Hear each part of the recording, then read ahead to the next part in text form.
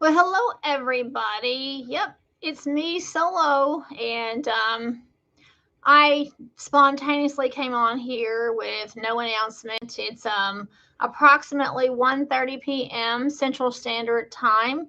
This is yeah, Central Standard Time. I'm not sure what time it might be for you all, but I'm just now coming on. And the title of today's live is that, hey, it is our 6 year anniversary on YouTube. So I am pretty excited about it. And yay, I have somebody's joined me. I see I have one person, our first person. So please leave me a comment and let me know who is watching so that I can at least acknowledge you. When you don't give a notice, you don't know who's going to pick up right away. I am really not good at setting notices. If I decide I want to do a live stream, then I just do a live stream. And hey, there's five of you now. That's great. I never know what's going to happen. I never know, when I hit go live, how many people I'm going to have right away. I just don't know how that's going to happen. Now, some people are smarter than me, and they set where they announce that they're going to go live. And I've actually done that a couple of times, and then I've had problems with that. Like I have said, well, I'm going to go live in an hour or 2 hours, and then just my luck. Of course, I don't believe in luck. Tracy McCart, thank you very much. Well, I mean, I say the expression "good luck," but or luck, but as a born again believer in Jesus Christ, I don't really believe in the whole luck. But to use the proverbial expression, just my luck, on the times that I have told people that I'm going live, then I have malfunctions with the computer. And so one time I had like 20 people waiting for this live that I was supposed to do, and then the computer froze up, and it was embarrassing because I had 20 people waiting for my live and I couldn't get it to work. So I just choose to be as random, and I know when you're random, you're gonna hit and miss whoever you're gonna get. So um, some people have more success when they say, well, we'll be live the next day, or we'll be live in 2 hours, which gives people time to um, gather around their screen and to tune into your live. But that's just not how I function. And so it is what it is. If you get to catch this live, that's great. And I'm happy for you. I'm happy for me that you get to catch it. Uh, but at least there's always the replay. That's the one good thing about a live, is if somebody misses a live stream, then they can always go back and rewatch it later. Which happens. I mean, I miss people's live streams, and I have to go back and watch them later. And it's really cool when you have the comments and you can see the comments that people make that you missed out on when you were doing a live stream. So I do know that I have Tracy McCart here because that's the only comment I have that I can see. But my screen is telling me that eight of you all are here. So thank you for being here. So I just spent 2 hours on the phone with Stephen. In fact, I was just on the phone with him just now. And I said, I'm going live. I'm going live. I said, let's keep you on the phone so that you can participate in that. And we had just had one of our massive calls. I mean, like we were on the phone for 2 hours, and I said, "Come on, let's keep it going." And so he said no. He said he was very busy with traffic and he couldn't really fully participate in a live stream. So I apologize. It's just me solo, but I did tell Stephen to probably try to keep his computer, his laptop in the truck. I said, can you please at least keep that on so that you can see me doing a live on our channel as you're navigating through traffic? So I do believe he's going to be doing that. So I thought about making another type of video about what today is and what I'm excited about today. But I thought, no, I'm not going to do that because then I'd have to slice it and dice it and cut it up and edit it and upload it. And I just really was not in the mood for that. I just wanted to is and what it means for us in our channel. And today is, if you read the title of the live stream, today is a pretty monumental day for us. On this day in 2020, the year of COVID, if I can actually say that and not get flagged, maybe 6 years later, you can actually use the big C word, which we were only allowed to do 6 years ago. We had to dance around that word and not mention it. But I think 6 years later, I think we can actually say the word COVID. So it was in the year of COVID 2020 that on May the 27th, and today is May the 27th, that we uploaded our very first video to YouTube. And the video had actually been filmed on May 8th. So May 8th was when we filmed Stephen. Oh, Treetop Woodworking. Hey there. Thank you, Treetop Woodworking. Yes, it is a happy anniversary for us to be on YouTube for 6 years. So on our YouTube journey actually started on May 8th. We filmed Stephen. Well, we sold one truck that we had, and we made a video of the new driver driving it away. And it was a very sad video, and we sat on it for a couple of weeks. And then that was May 8th of 2020. And on May the 27th of 2020, we just said, okay, we're going to figure this out, and we're going to upload this video.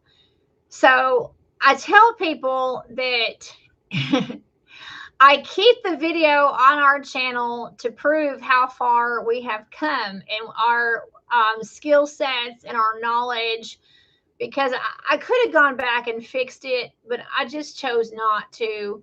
So if you're not aware, when you go to our videos, when you go to our channel page and you go to our videos, there's a drop down menu where it says our most popular videos, our oldest videos, and our newest video. You can see our very humble beginnings. And so if you go, you can find a video of just somebody who didn't know what they were doing. I wasn't even holding the camera right, and it's embarrassing now, but I choose to leave it up on our channel. I have had opportunities where I thought that I might fix it. I thought I might go in and re-upload it and fix it. And I thought, no, I'm not going to do that. I'm not going to show something that's polished when it wasn't polished. So if you've never seen our very first YouTube video, you really might get a kick out of it. You might get some good laughs out of it. And well, you should get some good laughs out of it, because it's pretty funny and it shows that we didn't know what the heck we were doing. I didn't realize that I was holding the camera at a bad angle. And so when this man was driving away with the Peterbilt that we had sold, so that was we've had so many trucks, it's not even funny. I mean, not in 6 years, but in all of Stephen's driving history since we've been married for 23 years, we've had a variety of different trucks. We've had multiple Peterbilts, and we've had, this is our second Freightliner. So we've had Peterbilts and Freightliners. And so I don't have video footage of like we had a beautiful red, oh, it was a gorgeous red Peterbilt. And then we've had, wait a second, that's not, we had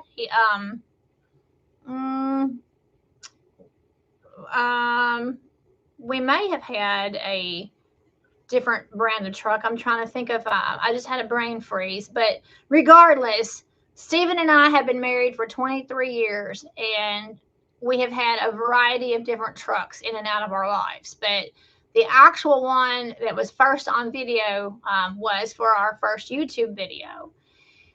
And so I filmed the new owner of the truck driving it away, and I didn't realize what I was doing. So I I was holding the camera, and I thought I was holding it correctly because it was a really big deal. I mean, it was nerve-wracking.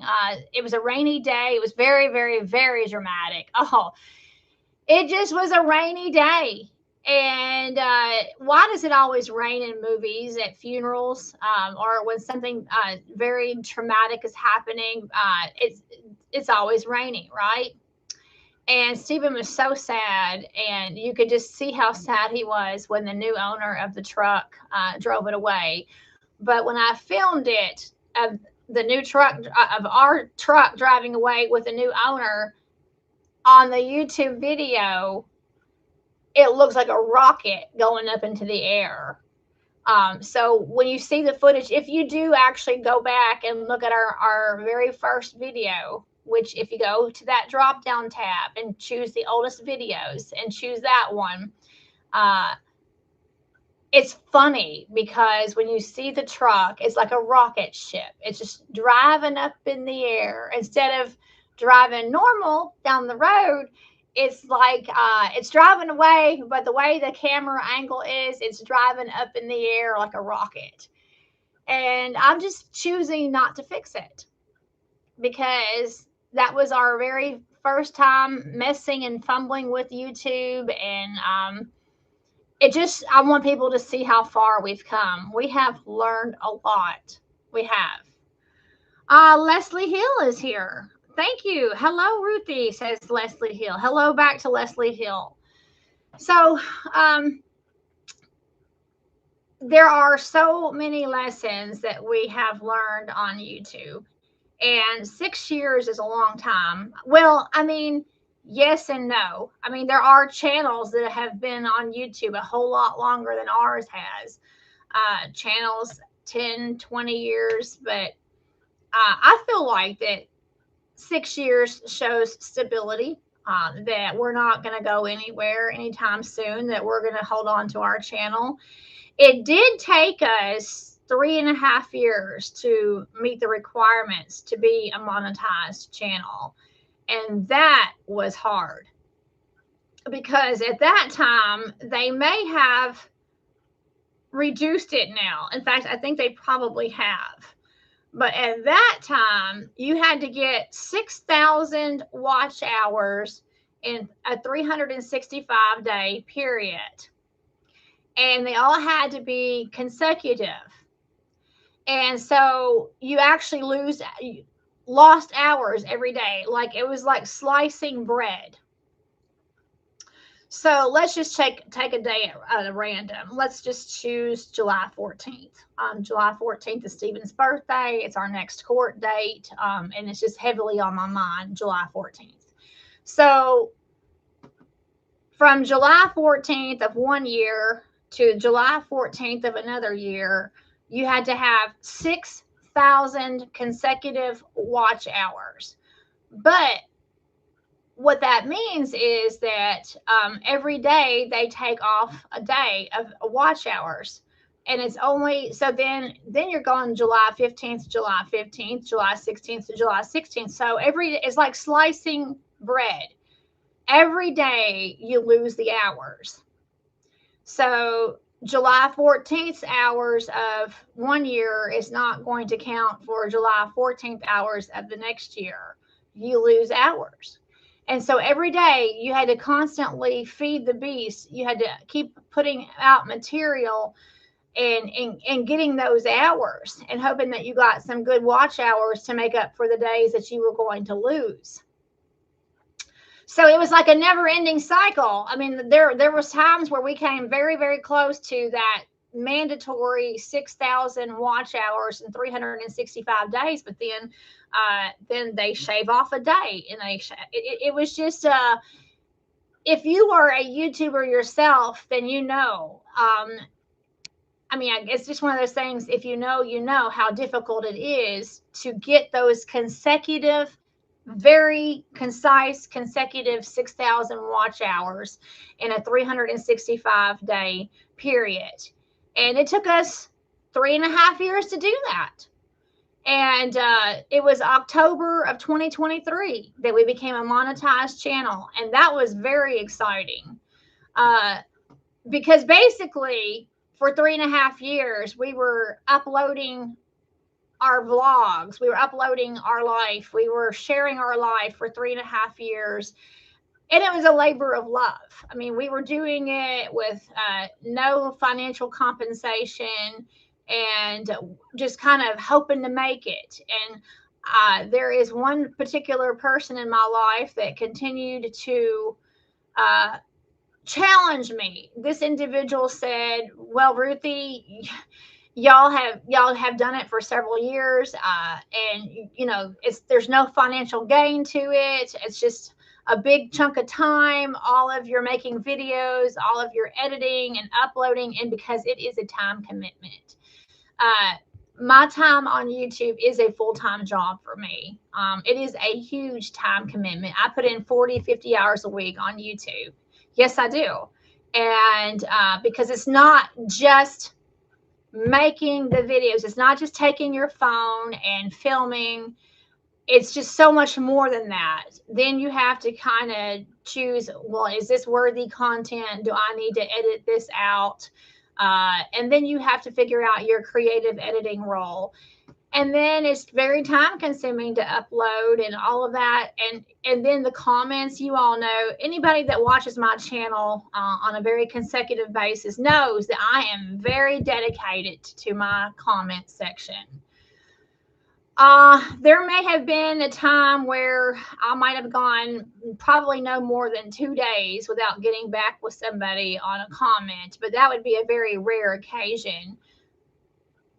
I think it's safe and very accurate for me to say that usually within hours, I respond to somebody's comments on my videos if they make a comment. So I live in my comment section, and that's time and dedication. But all that to say is that I have had people our first 3 years are like, is it worth it? I mean, you're doing all of this. Is it really worth it? Do you really want to keep making videos about your family? Do you want to keep vlogging? Is it worth it? The hours that you put into it and you're not getting paid a dime, is it worth it? Well, it was to me. I wanted to, and Stephen, we wanted to achieve that goal. We desperately wanted to achieve that goal, and it took us 3.5 years. So if you have just started a YouTube channel and you're new to YouTube, you may be more successful than we were. YouTube may have reduced the number of hours. I believe that they've actually reduced the hours that are required. It may not even be 6,000 consecutive watch hours in 365 days anymore. It might be more like 4,000. But it's still a job to do and to obtain that. And it's hard to do. And a lot of YouTubers that are fledgling channels like we were 6 years ago, a lot of them decide that it's not worth it. But you have to really love it. You have to really love what you're doing. Because if you don't, it's not going to be worth it. And in fact, even though we are a monetized channel and we have been since October of 2023, it's not big money right now. Our biggest, I'll just go ahead and tell you, I mean, because you're going to, the obvious question is, our biggest payout in 1 month has been like $550, roundabout, like 545 or something. And that has been our biggest lump payment. We get paid every month. And so, but when you break that down, that's still pennies on the dollar. I mean, if I'm working 40 or 50 hours a week on YouTube, and my biggest check so far, we do a direct bank draft, is $550, then it doesn't take a genius to do the math. That's some people would say that that's still not worth it. It would be great if it was a week, but we get paid once a month on YouTube. So 40, 50 hours a week, and our biggest paycheck so far has been $550. Some people would walk away from that in a heartbeat and say, that's not worth it at all. And if that's all I had, if Stephen weren't working and that's all I had, you can't pay your bills on that. No way. You can't live on that for anything. So, but hey, our first payment ever was like less than $5. When we first started getting paid on YouTube, we had it was like less than $5. So we have gone from $5 to $550. And again, it's how you look at it. I mean, we don't make thousands of dollars a month on YouTube. We haven't even made our first $1,000 a month on YouTube. But to me, it's just not. If that's all I did, then yes. You can't pay your bills on that. Okay? You can't. But I love it. I love putting in the effort. I love what I do. And I do consider it my full-time occupation. I mean, I do. If people ask me, what do I do? I'm a full-time YouTuber. I invest very fully into this. And, I haven't. There was one occasion when AJ was 2, which was the exception. But prior to being, let's see, AJ was born in May 14 years ago. And I stopped working outside the home, I think in February of 2012.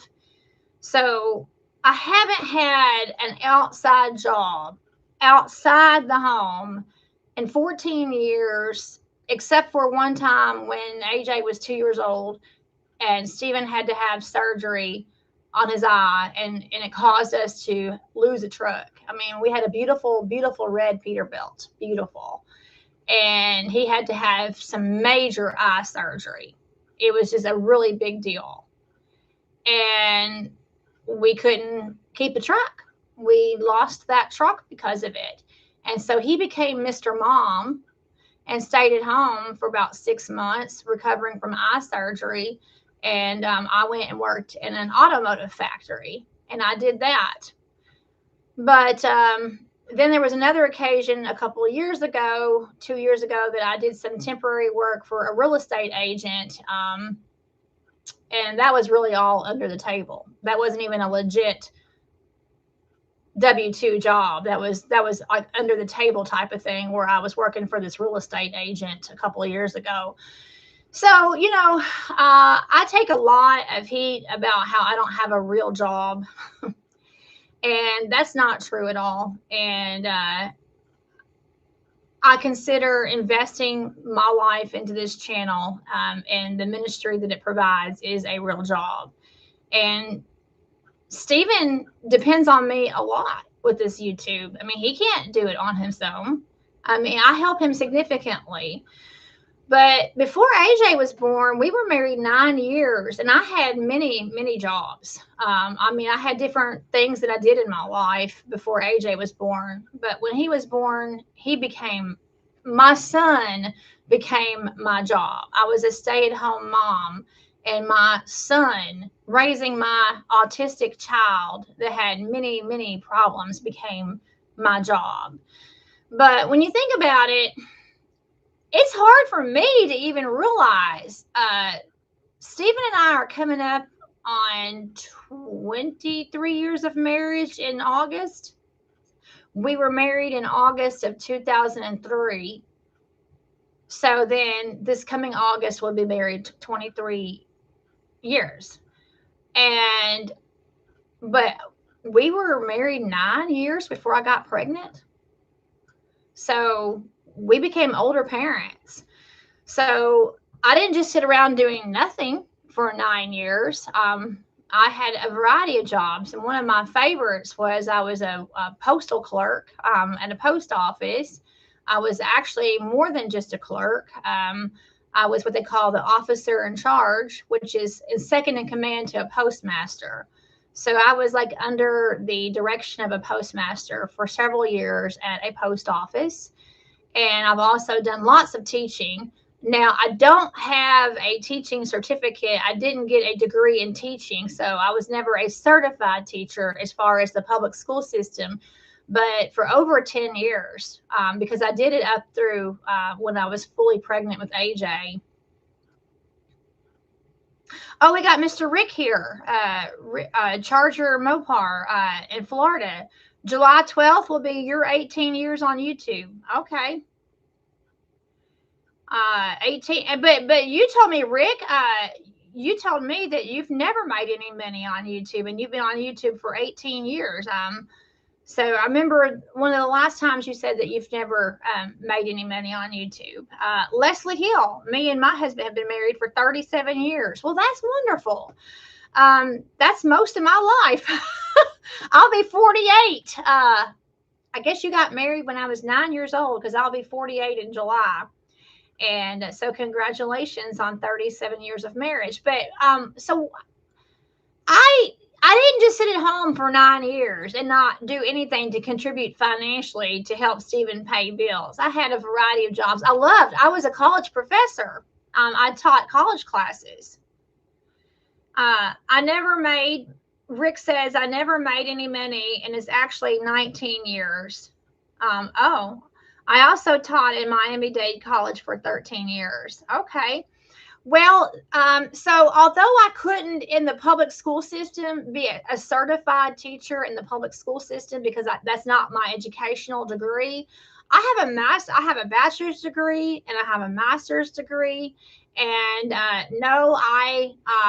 there's all kinds of reasons why I have never utilized my degrees, and they're stories for another day. I have a lot of issues. People want to be very judgmental, very hard and mean and judgmental about why things didn't work out for me for my college degrees. And Stephen's joining. I see Big Billy. Stephen has joined the discussion. Thank you, Stephen. Stephen's watching from his truck. So, Stephen tells me, now that Stephen's in the conversation, let's just go this route. Stephen tells me that I do suffer sometimes from low self-esteem issues, and it's true sometimes when I think about it. Leslie is saying hi to Stephen about how I have 2 college degrees, and I've never actually fully utilized them to my fullest advantage to make big money of them.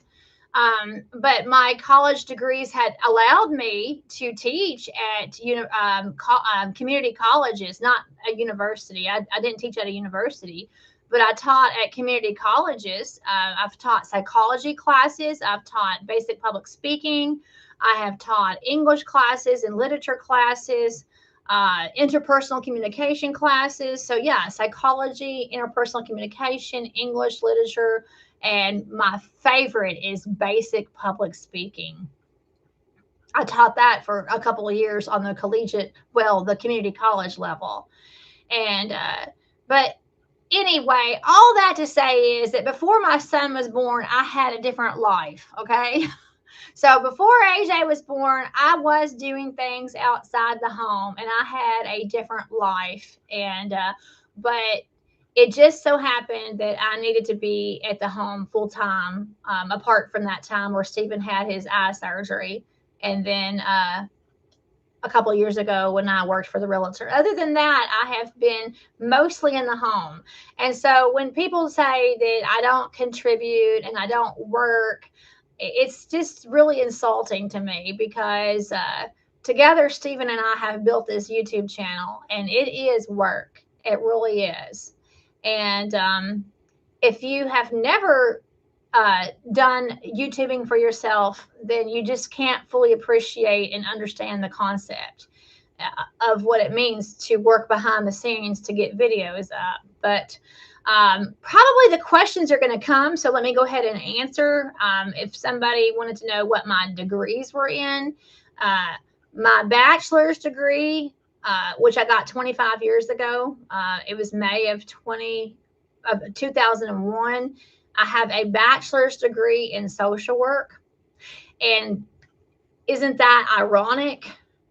And I have told myself and told myself and told myself the irony, just the pure irony, that our life has been this past 2 years filled with activities from the DCBS office and social workers, and how I actually have a bachelor's degree in social work. But the thing is, and one time I had a license too. Once upon a time, I sat for a license exam, and I mean, it's long since expired because I never made use of it. But I did have a license to practice social work. But I never wanted to be a DCBS worker. I never wanted to work with children. I never wanted to be involved in the whole cabinet for families and children and going into children's families. I just didn't want to do that. That was not my desire. My desire was to be a social worker for the geriatric population and to work in a nursing home. In fact, at one time, I thought that my dream job once upon a time, not anymore, but once upon a time in a life long lived ago, my dream job was to be the administrator of a nursing home. My master's degree is in health and human services with an emphasis in geriatric health. So it's not an MSW, and that was a huge mistake. I got some very bad academic advice. I should have pursued an MSW, a Master of Social Work. I should have done that, but I did not. I went to a different type of degree and a related degree to social work, which had all kinds of bad. I mean, I never could find a job with that. It was health and human services was actually HHP, health and human performance. So the official name of my master's degree, the official name of it is HHP, health and human performance with an emphasis in geriatric healthcare. And I thought that by getting that and putting that together with my bachelor's degree would get a job very easily. But I had a really hard time with that. Yes, Stephen says old people. That's right. So I had to take classes in death and dying and the age process and gerontology. I had to go to funeral homes and view funeral homes from behind the scenes. I had to go to the morgue. I had to do that. I had to go to the cemeteries and just all the behind the scenes, and then just the whole death and dying process with older people. And that was my passion at the time. That was my real passion 20 plus years ago. But I never made a penny doing that. Okay. Happy 6th anniversary, Miss Ruthie and Stephen. Blessings and prosperity to you both on your YouTube endeavors. Miss Ruthie is constantly doing something. This lady never sits still. Her job is 24/7. That is so true. Pumpkin 42211. That is so true. I am constantly. I do not sit still. I do not, and I do not eat bonbons and watch soap operas. That is so true. So thank you for that, Pumpkin. Thank you for your blessings on that. Thank you for knowing that I'm just constantly in motion. Thank you. So Rick says that his bachelor's degree is in electrical engineering. Oh, that's my bird clock. It's now 2 o'clock. Do you hear the bird? I have a clock right above me, and that is the northern mockingbird. So the northern mockingbird is telling me that it is 2 o'clock Central Standard Time. So, okay, Rick, I think I remember you saying that you had a degree in electrical engineering before. I think you remember I remember you telling me that. So I had, I mean, hey, I'm going to be 48. And so AJ is only 14. So my life did not start 14 years ago. I mean, I have had many other endeavors in my life. And, I was 25 when I got married. Stephen was 41, and hair's getting in my face. And sorry, I'm gonna be playing with my hair. It just looked funny on the screen. But So when we got married, Stephen was 41 and I was 25. So we are 16 years, 2 weeks, and 3 days apart because we're both July babies. He's July 14th and I'm July 31. And so he was actually driving a car. He was car age driving. So definitely some years between us, 16 years. And so when AJ was born that year, like AJ, y'all know that AJ just had his 14th birthday. Well, then 2 months later, Stephen turned 50. So he became a brand new father all over again at age 50. Now, I'm just glad I wasn't the 50-year-old, but I was almost 34. I was 33. And then 2 months later, I was 34 when AJ was born. So we were older parents. And as far as Stephen is concerned, he was a grandfather age when AJ was born because my own mother became a grandmother at age 50. I have a sister who has 3 children, 3 sons. And so when my sister's first son was born, my mom was 50 years old. And so she became a grandmother at age 50. And here Stephen is becoming a brand new father all over again. He had already had a 12-year-old, but he was becoming a new father all over again at age 50, grandfather age. So when AJ was in preschool, in kindergarten, I was always the oldest mom. I mean, like when they had stuff that moms had to come and help at school and be a part of, or different things. All of these 20-something-year-old girls that had preschoolers and kindergartners, but I was always the oldest mom. It's just because I was turned 34 and had my first baby, my one and only baby, right after. So anyway, that's chasing a rabbit, but anyway, Mr. Rick, let me ask you, since you're here, I assume that you're still here, and you've been on YouTube for 19 years. Surely you've gotten the number of watch hours to become a monetized channel. Didn't you say that YouTube tried to delete your channel? I think I remember you saying something that YouTube tried to delete your channel and then it messed up the monetization, and so that you never had the ability to get monetized. That would be a nightmare. It was hard enough to get monetized in 3.5 years for us. That was just, I mean, I felt like I was constantly like, okay, video, got to upload video. And then you got to make them interesting so that people will watch. So I can't,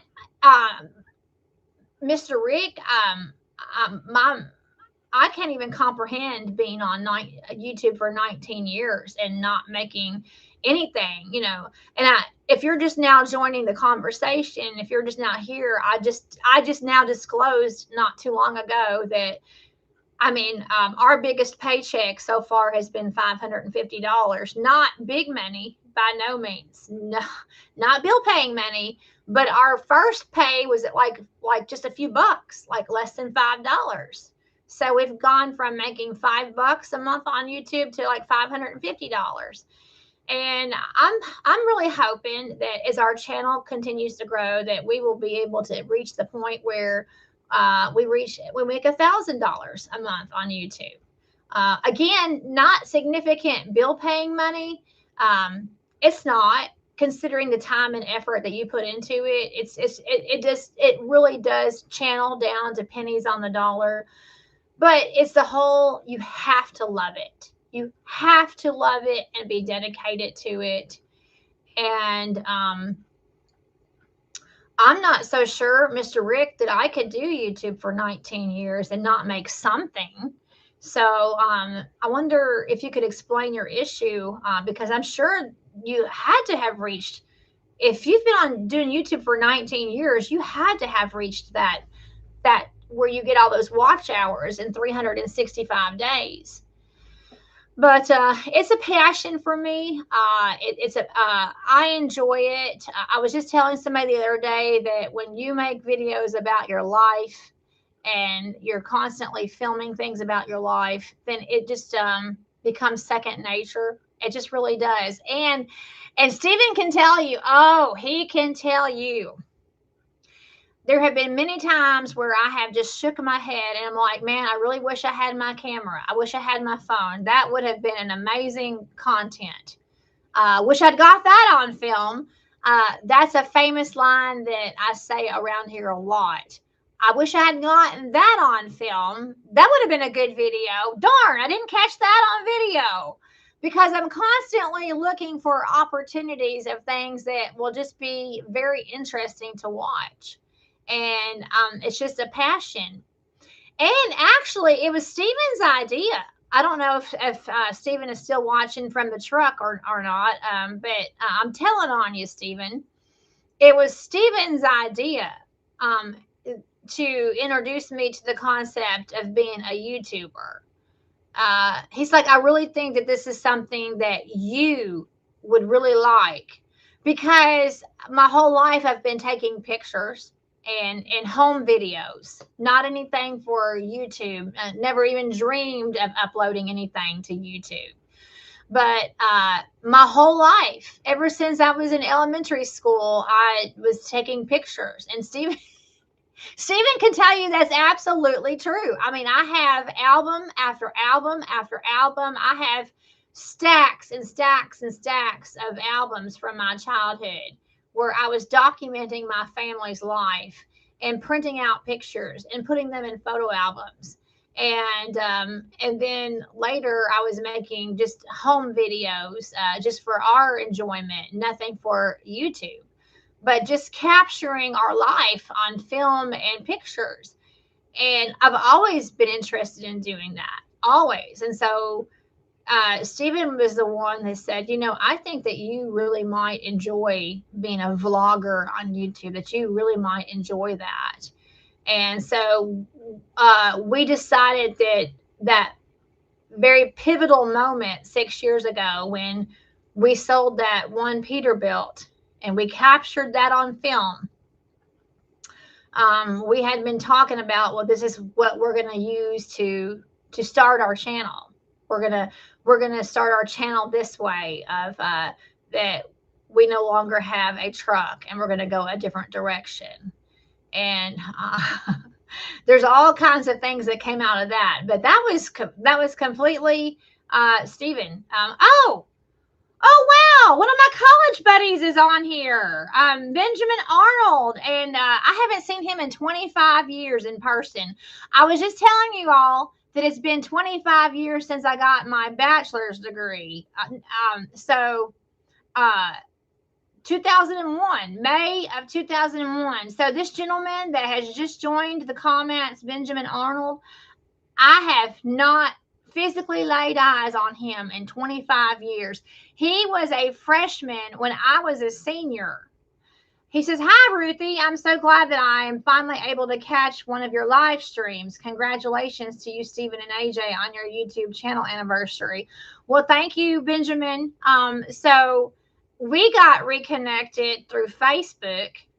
So when you see Benjamin Arnold there in the comments, we go back to our college days, and he can tell you I did actually graduate from Asbury. Well, it was Asbury College at that time. Now it's Asbury University. But yes, he was a freshman when I was a big senior. He was just a little freshman. And but that was 25 years ago. And so Facebook can be a good thing or a bad thing when it comes to people reappearing in your life after all these years. And yeah, Benjamin works at Troy University in Troy, Alabama. He is a guidance counselor. So here's an example of somebody who's actually using their degree. Benjamin Arnold, one of my fellow Asburyans, is actually using his college education. And he is been a guidance counselor for several years. And they're at Troy University in Troy, Alabama. I think I'm telling that right, Ben. I think I'm telling that right. And he's also on the alumni board at our university. In fact, I'm not going to be able to go to it, but in June we're having our class reunion. So when I graduated in 2001, It was called Asbury College. That's in Wilmore, Kentucky. I'm saying Wilmore, Wilmore, Kentucky. It's below Fayette County, below Lexington, Kentucky. It's in Jessamine County, where Nicholasville, Kentucky is. Nicholasville is the county seat of Jessamine County, and Wilmore is there in Jessamine County. And so it was, the college was founded in 1890. It is a Methodist Wesleyan college. I grew up United Methodist. I'm no longer United Methodist, but I grew up United Methodist. And so it's like a Wesleyan holiness tradition Christian university. Well, so in 2009 is when they became a university in 2009, and which was 8 years after I graduated. So then when Ben graduated, it was still Asbury College. Stephen's making another comment. What are you mine about, Stephen? My hubby writes in a comment because he's got the live stream going on in the truck going down the road, and he's like, "Oh my, what are you mine about?" But anyway, so Benjamin Arnold and I go back 25 years, and maybe one of these days we'll actually get to see each other face to face again. But hey, this is the second best thing, Ben. This is the second best thing. You get to see me on a YouTube live stream, and I certainly don't look like I did 25 years ago. That is for sure. 25 years can actually change somebody's physical appearance. Yeah, I'm not this skinny girl with long hair anymore, but it is what it is. I'm 2 years away from being 50, But Stephen told me that I will always be young. Since he's 16 years older than I am, he's like, well, you'll always be young to me. I'll always be Stephen's young bride since there's 27. No, why did I say 27? Oh, I know why I said 27, but there's 16 years between us. But the reason why I said 27 is because I am not kidding you. This is absolutely true. The reason why the number 27 just came out of my mouth when I was trying to tell you that Stephen is 16 years older than I am, my brother is married to a woman that is 27 years older. So I guess the whole older thing runs in the family. Oh, you know what? I was interested in gerontology. Older people. My master's had a gerontology component to it, gerontological health care. And here I marry a man that's 16 years older than I am. Isn't that interesting? But so it must run in the family because my brother is married to a lady that's 27 years. She's older than my mom. My sister-in-law is 2 years older than my mom. But to my brother's credit, they've been married for 20 years this fall. My brother and sister-in-law have been married for 20 years this fall. And let's see. He was 31 and she was 58 when they got married. Yeah, my brother was 31 and she was 58. And now 20 years later, he's 51 and she's 78. So and Brenda's daughters, she had 2 daughters that are older than my brother. So he married a woman with 2 children that were older than him. So instead of the girl next door, because she was next door, the next door neighbor, she was the widow next door. So that's fascinating to me. You always hear stories of the girl next door. Oh, the girl next door, but she was the widow next door. And in fact, her first husband died in 1994, which is the year my brother graduated from high school, was 1994. But that's another whole, I guess I just mentioned that because I'm talking about older people being married to older people. But Stephen always told me that he knew exactly what he was doing by marrying a younger woman, that with him getting older, that I would definitely be a good security for him to be able to take care of him, to be his bedside nurse, to take care of him when he's older. So he said he knew exactly what he was doing by marrying a younger woman. And also next year, Stephen turning 65, he can start, well, he could actually do it this year. No, last year he could have. When he turned 64 last year, he could have gotten some Social Security. Um, uh, so when Stephen turned 64 last year, we chose not to start taking any Social Security. Well, he's going to be 65 this year, and we have some options there. So he's wanting to slow down and to semi retire. And so, he could probably start drawing Social Security, and then maybe I could probably pick up something to help supplement the income. Benjamin Arnold, my great grandfather was 25 years older than my great grandmother. Wow, really? Let me read that again. My great grandfather was 25 years older than my great grandmother. Well, okay, then the 16 years between Stephen and myself doesn't seem very significant, does it? But thank you for sharing that, Benjamin Arnold. Thank you for sharing that. Stephen's like young chickadee. Yeah, I guess I'll always be your young chickadee. I'm never gonna be an old woman. Never to you if you're 16 years older than me. And I guess you're saying, what are you doing? Are we talking still about the Social Security? Yeah, he'll be, so in July, Stephen will be 60. No, I've got this all backwards. I'm sorry, Stephen. I added an extra year to your life. I gave you an extra year. You will be 64, not 65. Your brother Jimmy is 65. I'm not on top of it. Not on top of it all. No, so he could have started taking Social Security at 63 last year, but no, Stephen's going to be 64. And I was thinking of Jimmy. He's got a brother named Jimmy that just turned 65. Senior citizen. Stephen's like senior citizen. But the best way for me to remember, and I didn't mean to give you an extra year there, but the best way for me to remember is that there's exactly 50 years between Stephen and AJ. So AJ just had his 14th birthday. So you add 50 years. 14 and 50 is 64. So that's the best way to remember the age bracket, the whole 50-year 5 decades between father and son. So if AJ's 14, then Stephen's going to be 64. And yes, I guess that qualifies him as a senior citizen. So I'm married to a senior citizen. Hey, again, my master's degree was in gerontological health processes.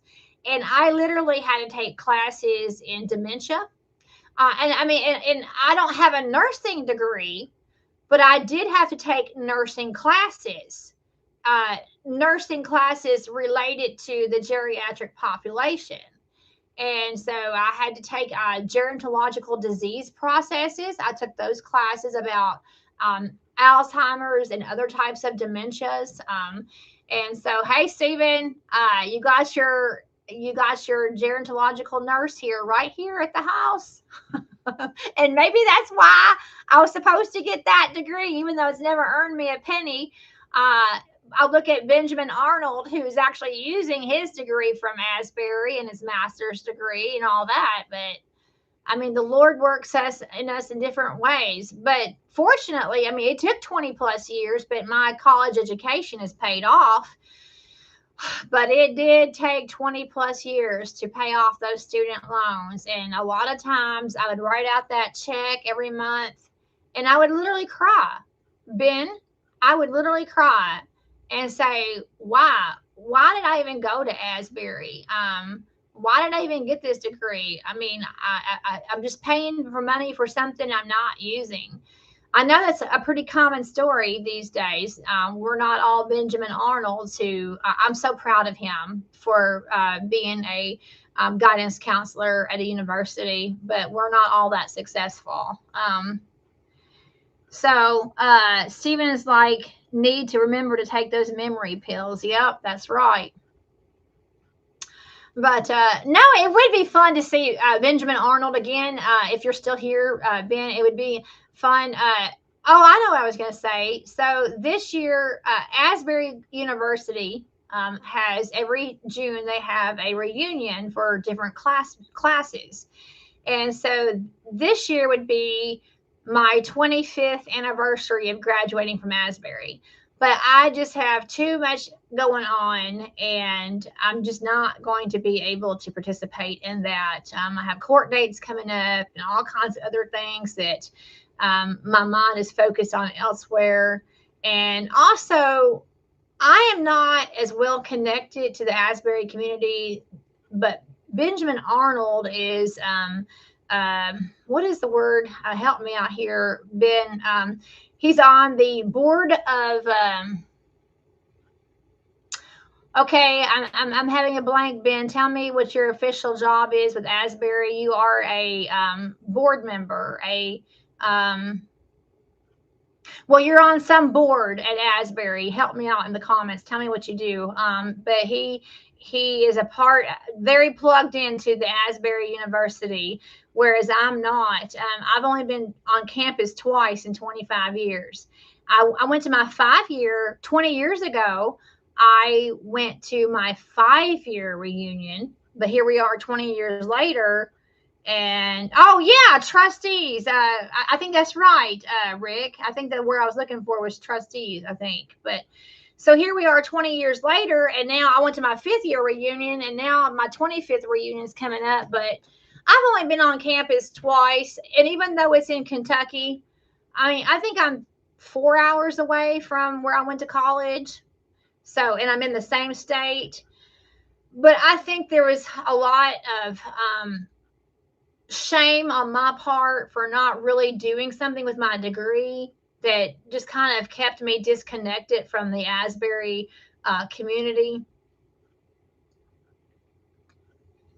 What is Stephen writing? Cry me a river for a bath. Cry me river for a bath. Stephen's so tired of my self-esteem issues. That's why he was writing that. He just has gotten mad. He's gotten mad at me for my self-esteem issues. Because I think the reason why I'm not so connected, whereas Benjamin Arnold is very connected to the Asbury community, I have just not chosen to be very connected because I didn't know how I was just going to explain to people that, yeah, I graduated, but I'm not doing anything with my education. And yeah, there's, I mean, and especially when you have to pay for it. And I see Rick made a comment. Rick says I had a scholarship. Well, so I did too. I had a combination of grants and scholarships and loans. So I had a combination. So obviously a grant is money you don't have to pay back. A scholarship is money that you earn by scholastic merit based on your grades, and you don't have to pay that back. And then obviously loans you pay back. But I don't even know how much it costs now, but it was super expensive 25 years ago that grants and scholarships alone didn't cover the cost, and I had to get a loan, and because it's a private, well, it's a university, but it was a college. It doesn't matter. I say college. I'm just going to flip the terms. College, university. It was a private institution, and so very expensive. And I just and if I actually, to tell you the truth, I'm not even going to throw out any figures because I don't really remember. And I'm just being honest. I don't really remember the exact dollar amount that was 25 years ago, but I just know that it was well above the means that my family had. It was just well above any means. I mean, choosing to go to a private university. So I did have to get some loans, and in addition to my scholarships and grants, and it took 20 plus years to pay it back. And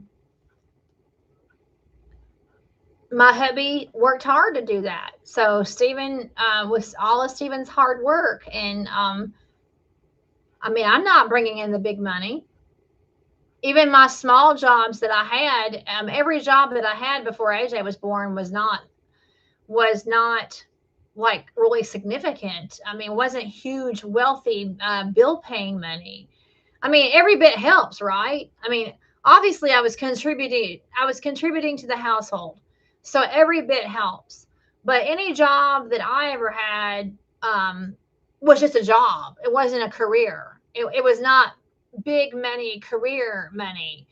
And so Stephen obviously paid off my student loans for me. And I'm very, very grateful for my husband doing that. It took 20 years, but I'm just glad that it's done. And I will never, ever go back to school and get into debt like that again. Let's see. Not into debt over educational loans. So Stephen, he nailed a board. Okay, I'm not sure what you mean by that. Stephen has a sense of humor that sometimes is really hard for me to understand. Rick Smith, blessings to you both. Well, blessings to you, Mr. Rick Smith. Thank you for being here. Thank you. But anyway, Stephen and I were talking earlier, and you're never where you are without what God's provision is. That God has you and God has me right now where he wants me. And so I do struggle with it. I look at my friend that is a guidance counselor at Troy University and his success, and then other people's success, and they're using their degrees. And I mean, there have been times in my life where I said, Lord, what purpose do you have for me? I mean, what was my purpose to go to school except for to create debt? But I am who I am today because of my education. And it looks like my friend Benjamin Arnold says you are using your degree. Maybe not a licensed professional, but you are using your training every day, both in your YouTube career and in your interactions with other people on a day-to-day basis. Yes, I would have to agree with that, Benjamin. I would have to. I never have earned not $1 from my degrees, not one. And that's hard. I mean, there are a lot of people that probably understand where I'm coming from. That's really hard. But at the same time, Benjamin knows that at Asbury, there was it was more than just the classes. Asbury was a training ground in my Christian development. And I'm so thankful that I have an Asbury here in the comments. Thank you, Benjamin, for being here in the comments. I'm so glad that I have a fellow classmate, a fellow Asburian that knows that it was more than just a college degree and getting credits for earning semester credit hours. We had to go to chapel 3 times a week. We had assigned chapel seats. We literally, it was a requirement. Monday, Wednesday, and Friday, we had to go to chapel. And you could only miss certain chapels, like so many a semester, or you got written up in trouble for it if you missed, more than a certain your quota for missing. So, and a chapel service is like a church service, and it was required. And so we did that 3 times a week, on Monday, Wednesday, and Friday. Then we had to take classes in Old Testament theology, New Testament theology, Christian, Christian development, Christian theology, Christian theology. And everybody, regardless of what your degree is, everybody had to take those classes. And then you had to write papers. You had to write papers about the Old Testament. You had to write papers about the New Testament. You had to write papers about your Christian theology. And so it definitely developed my spiritual life. by choosing to go to a private Christian university, it definitely has strengthened me and made me who I am foundationally in my understanding of the Bible and in the doctrines that I adhere to. So, yeah, I never used my degrees that came out of there, but it definitely formed who I am as a person. And for that, I am very grateful for. So thank you, Benjamin Arnold, for those comments. No, I was never anything licensed. But, you know, God used me. I mean, God put me there for a reason, and I got the degrees that I did for a reason. And I was there for the time and season that I was there. Rick says it would have been nice to have a high paid career, but I would rather have a farm. So, okay. Well, so you're saying that you would trade out the cost of having a high paid career, but you would prefer to have a farm. My classmate, 6 excused absences from chapel. That's right. See, now look, it is so nice to have an Asbury. And again, I'm talking about Asbury University. That's ASBURY, Asbury University in Wilmore, Kentucky, just right below Lexington, Kentucky. I had forgotten how many you were allowed to have. So in one semester, you could have 6 excused absences from chapel. And we had people that were actually, they had a job. They were chapel seat checkers. They actually had a job. They set up in the balcony, and we all had assigned seats, and there was people that actually were chapel sections and make sure that you were sitting in your seat. Sure enough. And you can only miss 6, Ben said. And then you got in trouble and you got disciplinary action, and it went on your record if you missed more than 6. So you had to use them wisely. And but yeah, so you think about all the sermons and all of the Bible teaching that I had to sit through. I say that I had to sit through. I don't mean it like that. That I was privileged to sit through. So yeah, I mentioned earlier that Asbury was named after Francis Asbury, who was a circuit rider in the Methodist Church. And so at the time, I mean, I was growing up in a United Methodist Church in Hopkinsville. And so I found out about Asbury being a Methodist college. Again, at the time, it was a college. And but with the Wesleyan holiness tradition, Charles and John Wesley, if you are familiar with the circuit riders in the Methodist Church of Charles and John Wesley, so it was like the holiness tradition, and that's what I collegiately experienced, and it was a blessing. It was an absolute blessing. So I'm too hard on myself sometimes when I think about how I didn't use my collegiate education. But really, and what Ben has said is that, I am the person that I am today because of that. And my knowledge of the Word of God, my knowledge of the Word of God stems forth from my education at Asbury. I mean, I grew up in a Christian home, and I'm very thankful for that. I grew up in a Christian home, and I have been a born-again believer in Christ since I was 3 years old. But going into a Christian university really helped me develop who I am. I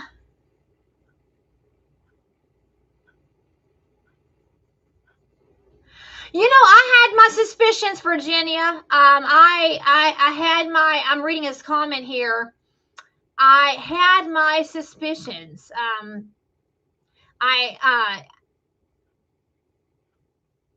I did. I didn't want to say it out loud because I didn't want to sound stupid. If I Pumpkin 4211 42211. Well, that's the zip code for Katie's. 42211 is the zip code for Katie's, Kentucky, and I knew that, and I knew that you had a nickname. Well, see, I thought it was Pumpkin with a P. Anyway, when I was looking at your comment earlier, I kind of thought it was, but I was thinking in terms of pumpkin, Pumpkin, pumpkin, and then I see pumpkin, but then there's the zip code for Katie's. So it was kind of in the back of my mind. Is this Virginia? Is this Virginia? But then I didn't want to say it if it wasn't. So she writes, Miss Ruthie, I guess you didn't recognize my YouTube username. It's Virginia, your neighbor in Wallonia. And if you remember, we first met at my mom's Bible study. You're always learning and teaching. Yes, that's where I met you, as at your mom's Bible study over 4 years ago. And yes, Virginia, I wanted to say that was you, but the spelling of it threw me off because you have Punkin, pumpkin, and I was thinking your nickname was Pumpkin, like pumpkin pie. So yes, I'm really excited, Virginia, that you're in this live stream. I'm very excited about it. And yes, we did meet at your mom's Bible study at the beauty salon, and over 4 years ago. Stephen writes, I have to get a new Y pipe. This one has a crack. So Stephen's experiencing problems with a pipe there on the truck. He's, as far as I know, he's still in Sweetwater. He's going to be going to Idaho again, but I think he's still hanging out in Sweetwater. Well, no, that's not true. That's not true at all. I just made that up accidentally. He was leaving Sweetwater when I got off the phone with him, and I don't know why Stephen made this.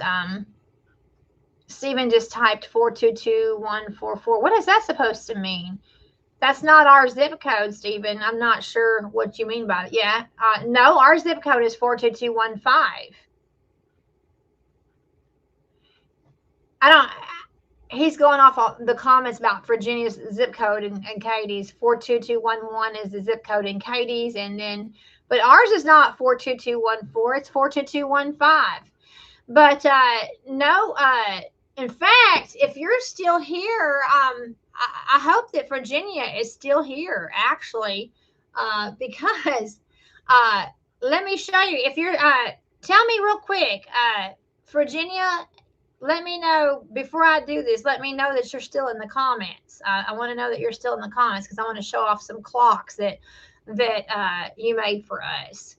So please tell me that if you tell me you're in the comments still, Virginia, and I will show the clocks that you have made for us, because I would love to show those, but I want you to be able to appreciate that and see that. But anyway, I guess all that backstory about my life. So I'm waiting to hear back from Virginia. But all that backstory about my life is that I am who I am today because of my education. But I am where God wants me to be. I am exactly where God wants me to be. In fact, interestingly, I was just telling Stephen, we actually had this conversation today on the phone. We sure did. That if I were working in a profession and I were working really long, exhausting hours in a field outside the home, I would never have been able to invest in YouTube ever. Oh, you're in Cookeville. Stephen is in Cookeville, Tennessee at the semi-casual store. All right, well, that's where Stephen's at. So all of those of you all who are wondering, Stephen is in Cookeville, Tennessee at the semi-casual store, and he says he needs to buy a new Y pipe there. So he's made it from Sweetwater, Tennessee to Cookeville, Tennessee. But anyway, yeah, if I had a career, now everything I've ever done as far as work has just been what I would call a job and not a career. YouTube is my career. YouTube is my career, and I know that it is. But if I were working outside the home in a very powerful and significant way, I would never ever have had the time frame to invest in building into YouTube. I just wouldn't have been able to do it. And so I'm thankful. Plus, also, AJ has had so many problems.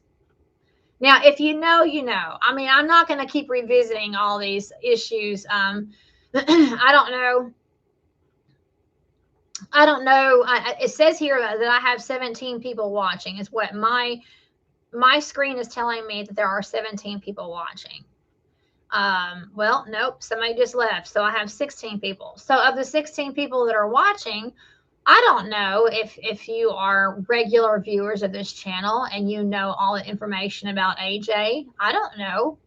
Because unless you're making comments and you are presenting yourself in the comment section, then I don't know who's watching. And I have to remind people, you can see me, but I can't see you. I mean, you can see me, but I cannot see you. So you can remain incognito. You can remain hidden from my view. You can remain a secret watcher. The only way I know that you're here is if you make a comment. Thank you, Rick. Thank you, because he just said that is true. That is why I comment. Thank you, because he also has a YouTube channel, and so we don't know who's watching unless you make a comment. If you make a comment, then I know that you're watching. And so I'm not going to rehash the whole drama about our child. Because if you know, you know. And if you don't, then you just kind of need to watch some of our videos and understand. But AJ has had a very troubled childhood, and I have been available to him. By being a stay-at-home mom and not being a big career person, I have been able to be available to my child and to take care of my special needs child. And that would not have worked if I were some big VIP somewhere. Steven says he really likes his clock. My clock is cool like Blueford. Yeah, I guess I'll probably go ahead and show your clocks. I don't think Virginia's coming. I don't think Virginia's still in the comments. I have waited for Virginia to come back to the comments. Who would tear up all the floors? Okay, so that's an inside joke. Stephen and I have an inside joke about tearing up floors. So yeah, if I were a big career woman working outside the home, then I would not be around to tear up our floors, Stephen. But I've been available to AJ. I've been available to our special needs child, and I have been able to do for him what I would not have been able to do if I were working outside the home in a very significant way. And yes, thank you, Stephen, for the reminder. Stephen is reminding us that because we have over 10,000 subscribers, we are actually considered part of the top 2% of all YouTubers. And yeah, if you would like to Google that for yourself to make sure that we're not feeding you false information, that is very true. That, of course, now we're getting close to 15,000 subscribers now. But those channels that have over 10,000 subscribers and more are the top 2% of YouTubers. And so, you know, I've been able to sow and invest in that. I've been able to invest in our channel and to become a part of that top 2% of YouTubers. It's taken 6 years, but we are significantly on I don't know what the word is, a higher bracket of YouTube channels. There's all kinds of YouTube channels, but only the top 2% have 10,000 or more subscribers. So, and that's been a lot of work. And like I said, I do consider YouTube my career.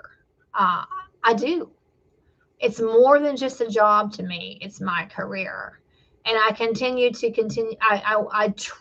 I believe I will continue to invest in it to continue. I'm getting tongue twisted about all this. I don't know why I'm getting tongue twisted, but I'm going to continue to invest in it, to just keep putting into the channel and making it what it is. And we have our lovers of the channel and we have our haters of the channel. I don't think Virginia's coming back, but I do want to show the clock that she made. In fact, let me just call her up.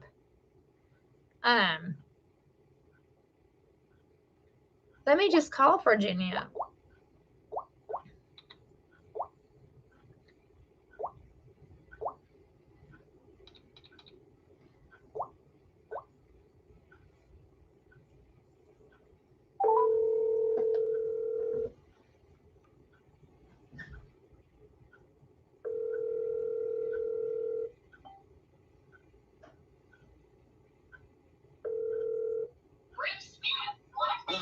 Are you still in my live YouTube feed? I am, but my internet keeps lagging, and I'm like, doggone it, I'm catching like every other word. I'm having to go back, but yeah, I'm still on here. Have you ever caught one of our lives before? No, this is the first time. This is the first one I've caught. I was just happened to be on YouTube. I'm like, oh, Miss Ruthie's live, so I thought, well, I'll just see what's going on. Well, did you hear me talking about, you said you've been cutting in and out, but did you hear me talking about how I thought that was you, but the spelling of the name? Yeah. Because I thought your name was Pumpkin, like a pumpkin pie. So that kind of. Yeah, it's like Pumpkin, like a nickname, you know. Right. My daddy gave me that nickname when I was born. Here, 60 years later, it's still stuck. Okay, well, I always visualized it as pumpkin, like Thanksgiving pumpkin pie, yeah. Right. But then the 42211 should have been a clue. Should have been. Well, but when you said something, I was like, oh, she didn't recognize who I am. And I went and looked to see, so I've got 2 YouTube accounts, and I'm like, well, which one am I under? I was like, oh, okay, this is my main one. I was like, she didn't recognize the name. Okay. Well, I'm really excited. In fact, I'm talking to you right now on the live stream. Oh, okay. So your audio is now talking to you is now in the live stream. So you are now officially a part of my YouTube live stream. Oh, okay. That's pretty. So I want to be cutting off now. I don't want to hear that woman. Let's get off this TV. Oh well, YouTubers. Well, I was pretty excited when the connection was finally made. I was pretty excited that I'm like, oh, I'm just gonna call her up but no, I appreciate the comments that you made about how we met at your mom's Bible study, and right. I mean that is how we met. Yeah. Right. You're always learning, always teaching, and I'm like, what are they talking about? This lady never sits still. She don't sit still long enough for a minute. You're always on the go doing something.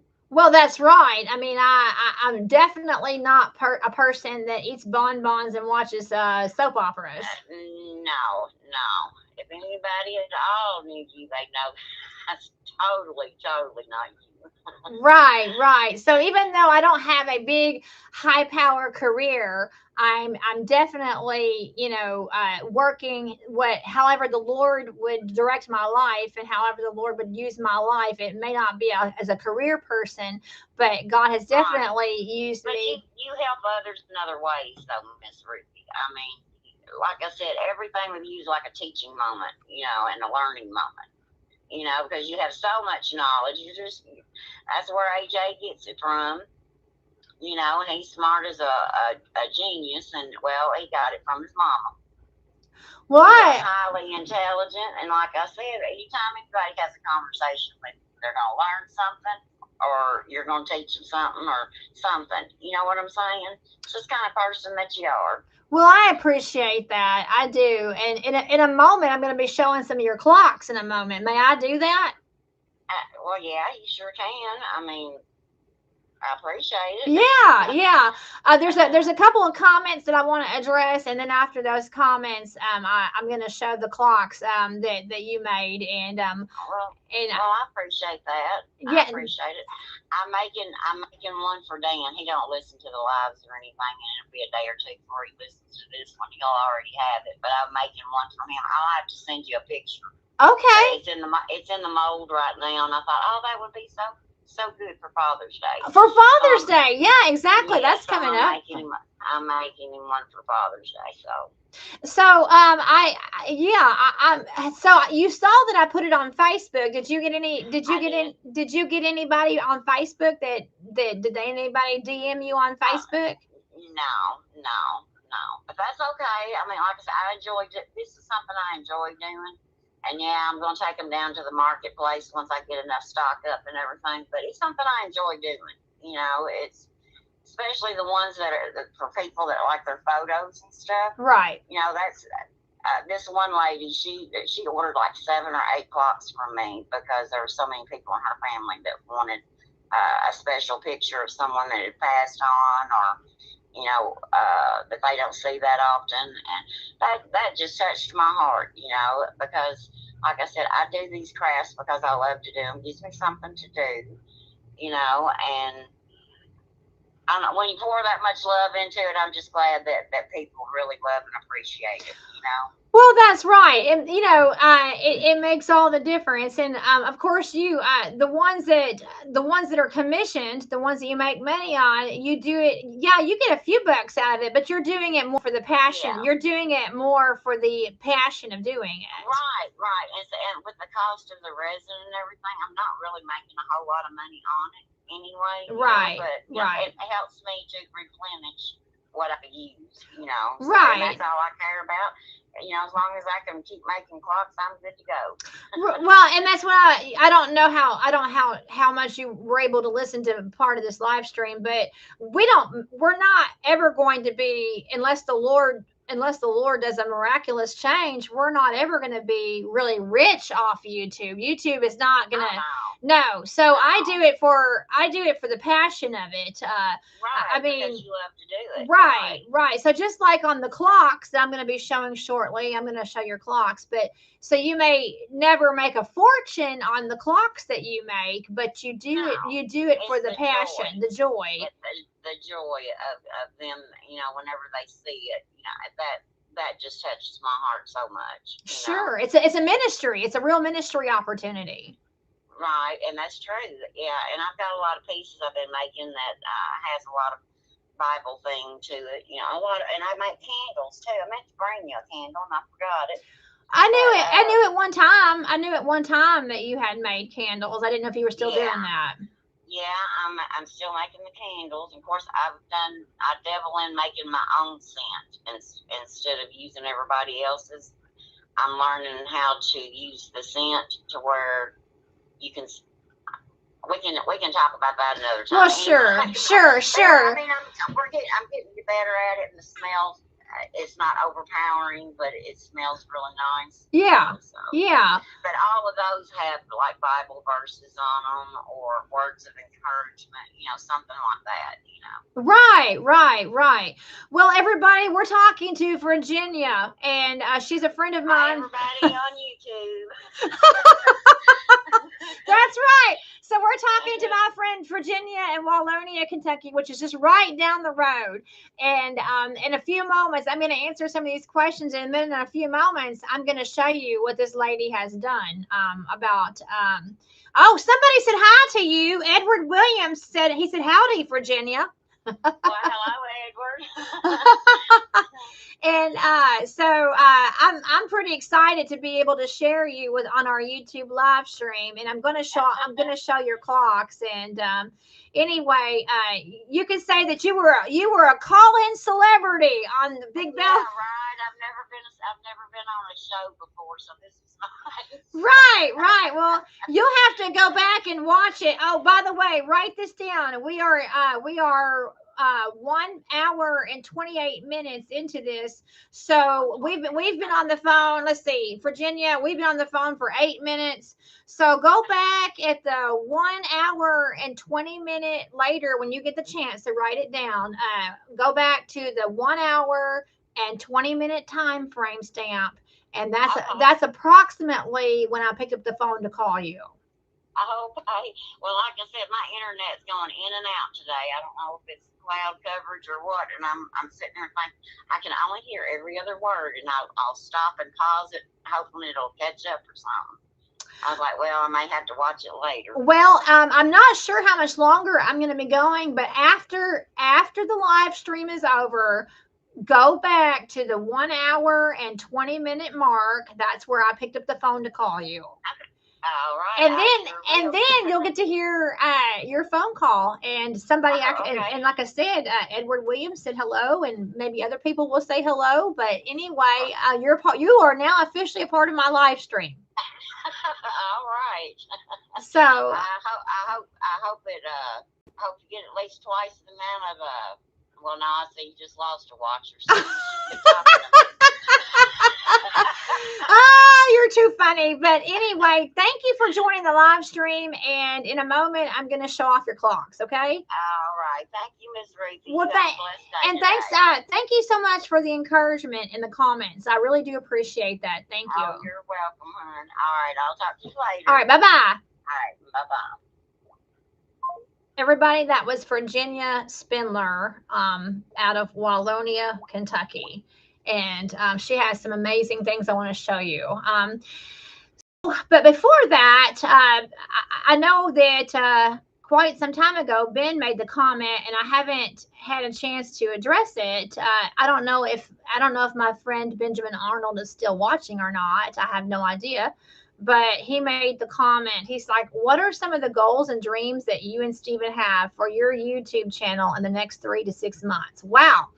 Well, that is a very good question. But before I get to that, Stephen made the comment.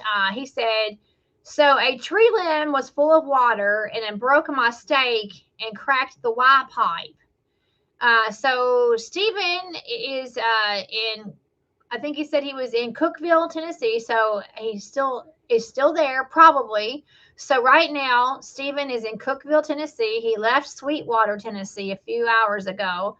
He's in Cookeville, Tennessee, and he makes the comment. He says, so a tree limb was full of water, and it broke my stake and cracked the Y pipe. So then he is at semi-casual shop there in Cookeville, where he says I have to get a new Y pipe. This one has a crack. So that's what that's all about. So Stephen is taking care of an emergency on the truck is what he's taking care of. And it looks like, oh, you're still here, Ben? Okay. I'm fixing to answer your question. So then Edward Williams is here. And he was the one that said hello to Virginia. Okay, so Ben just confirmed that he's still here. So thank you, Ben, for telling me that you're still here. So he asked the question. He said, what are some of your goals and dreams that you and Stephen have for your YouTube channel in the next 3 to 6 months? Well,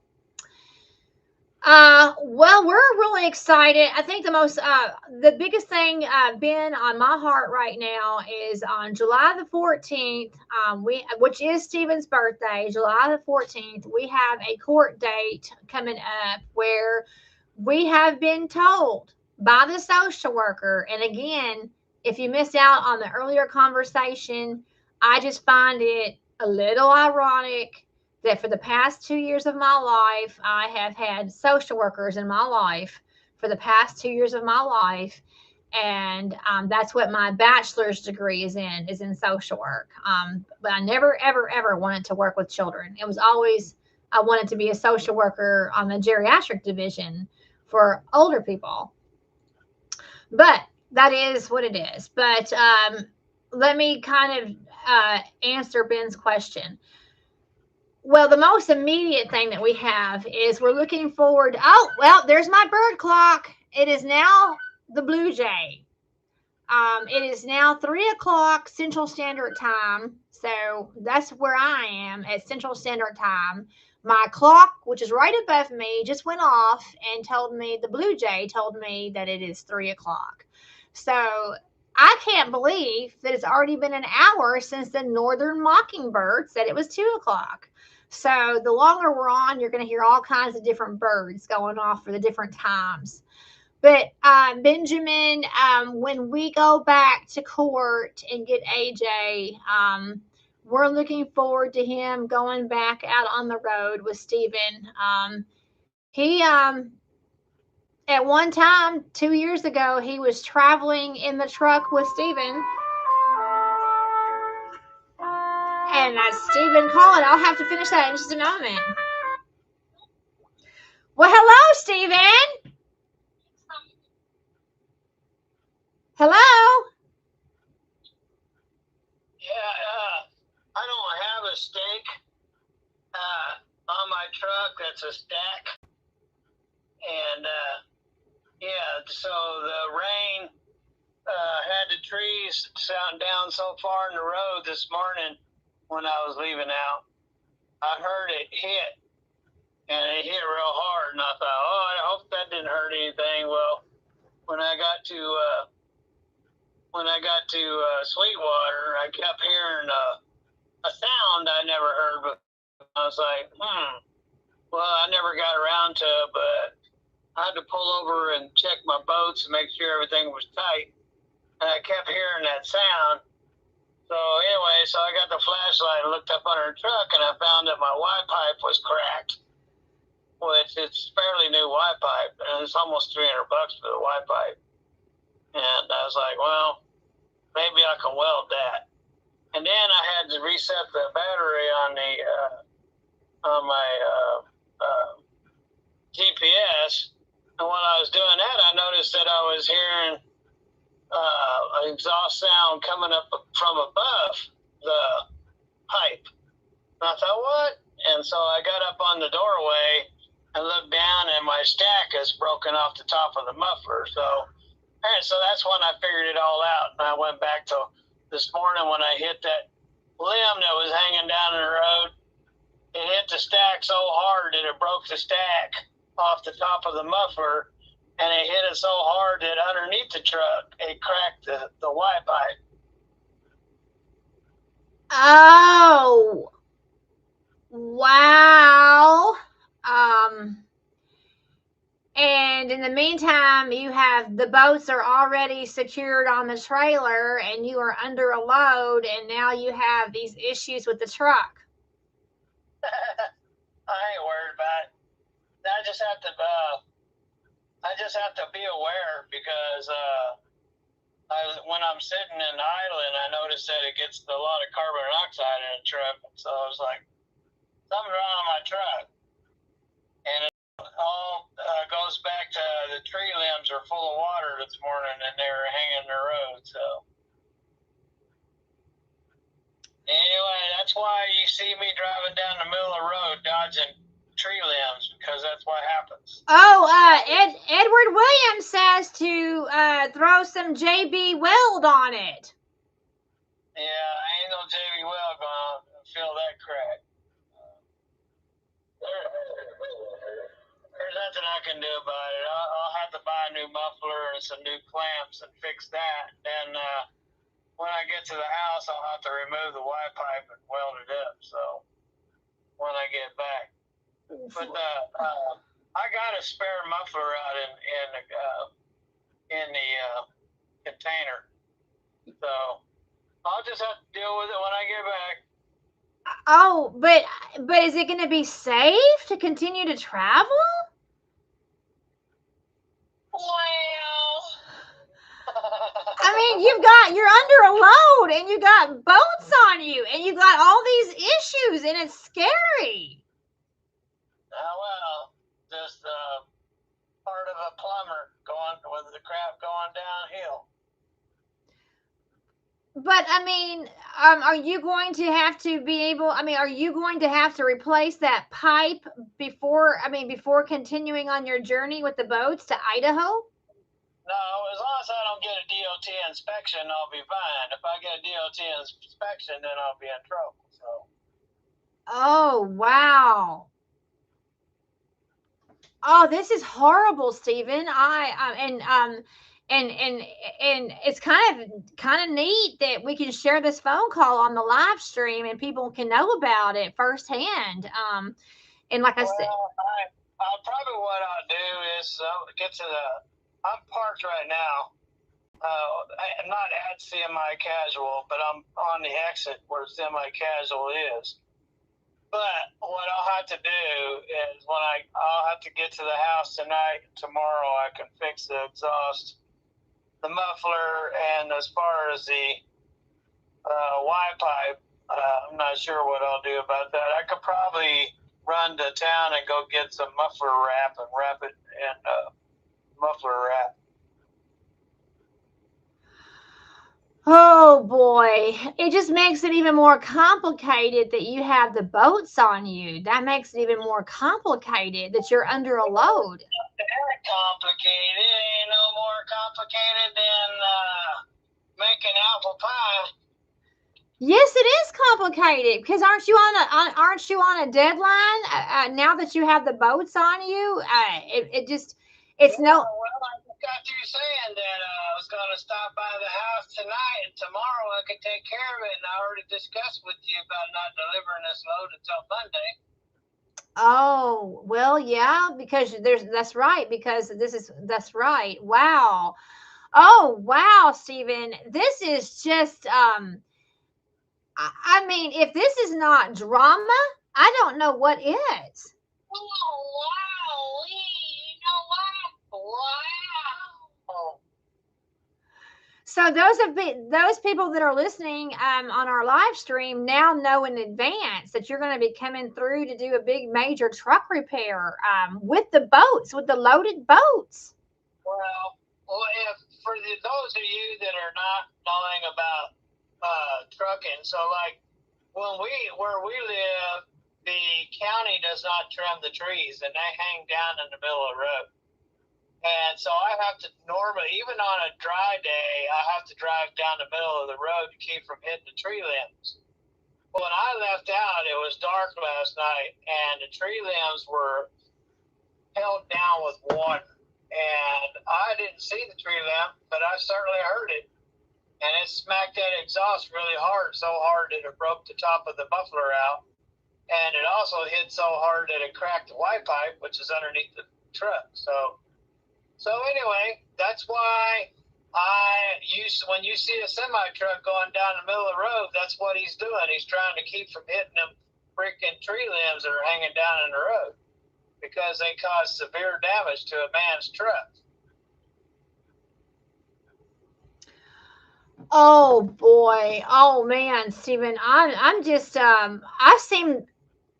well, you seem very relaxed about it, but here I am. I'm very Another day at the office. I wouldn't worry about it. No reason to go tear up the carpet in the house.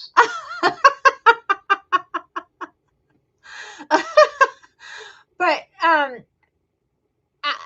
I'm just well, Stephen, I'm so sorry that happened to you. I mean, I just have to plan. So I know that tomorrow I know what I got to do. I got to make a plan. So plan is I got to change the muffler, and I don't really want to pull the Y pipe out, but if I can get some what they call muffler wrap, I can put some muffler wrap around that crack until I can buy a new Y pipe. Like I said, those things are $300.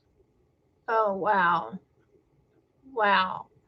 And then you're going to have to do all of this away from the house because we don't have the room to bring the trailer up to the house. So no. I can drop the trailers and bring the truck to the house. So you would drop that makes sense. I mean, that makes sense. You would drop the trailer and bring the truck back to the house. That makes sense. So Ricky B, since she hung up on these doing lives, tomorrow she can do live on a stack repair where a tree limb was hanging down in the road and ripped my stack off the top of my truck. Well, okay, for those 25 people, we have 25 people currently watching according to my screen. So you heard it first. You're getting firsthand inside information. You heard it first here on this live stream that tomorrow, I don't know what time frame, I have no idea, but we're obviously going to try to do a live where Stephen is working and doing these repairs. Wow, Stephen. Uh, So Mr. Rick says he's got his ears on. He said he's anticipating it.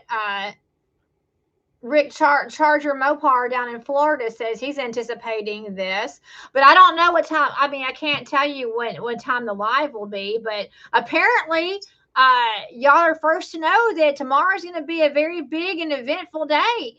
Steven's going to be doing some major truck repairs unexpectedly. Now that, my friend, is YouTube drama.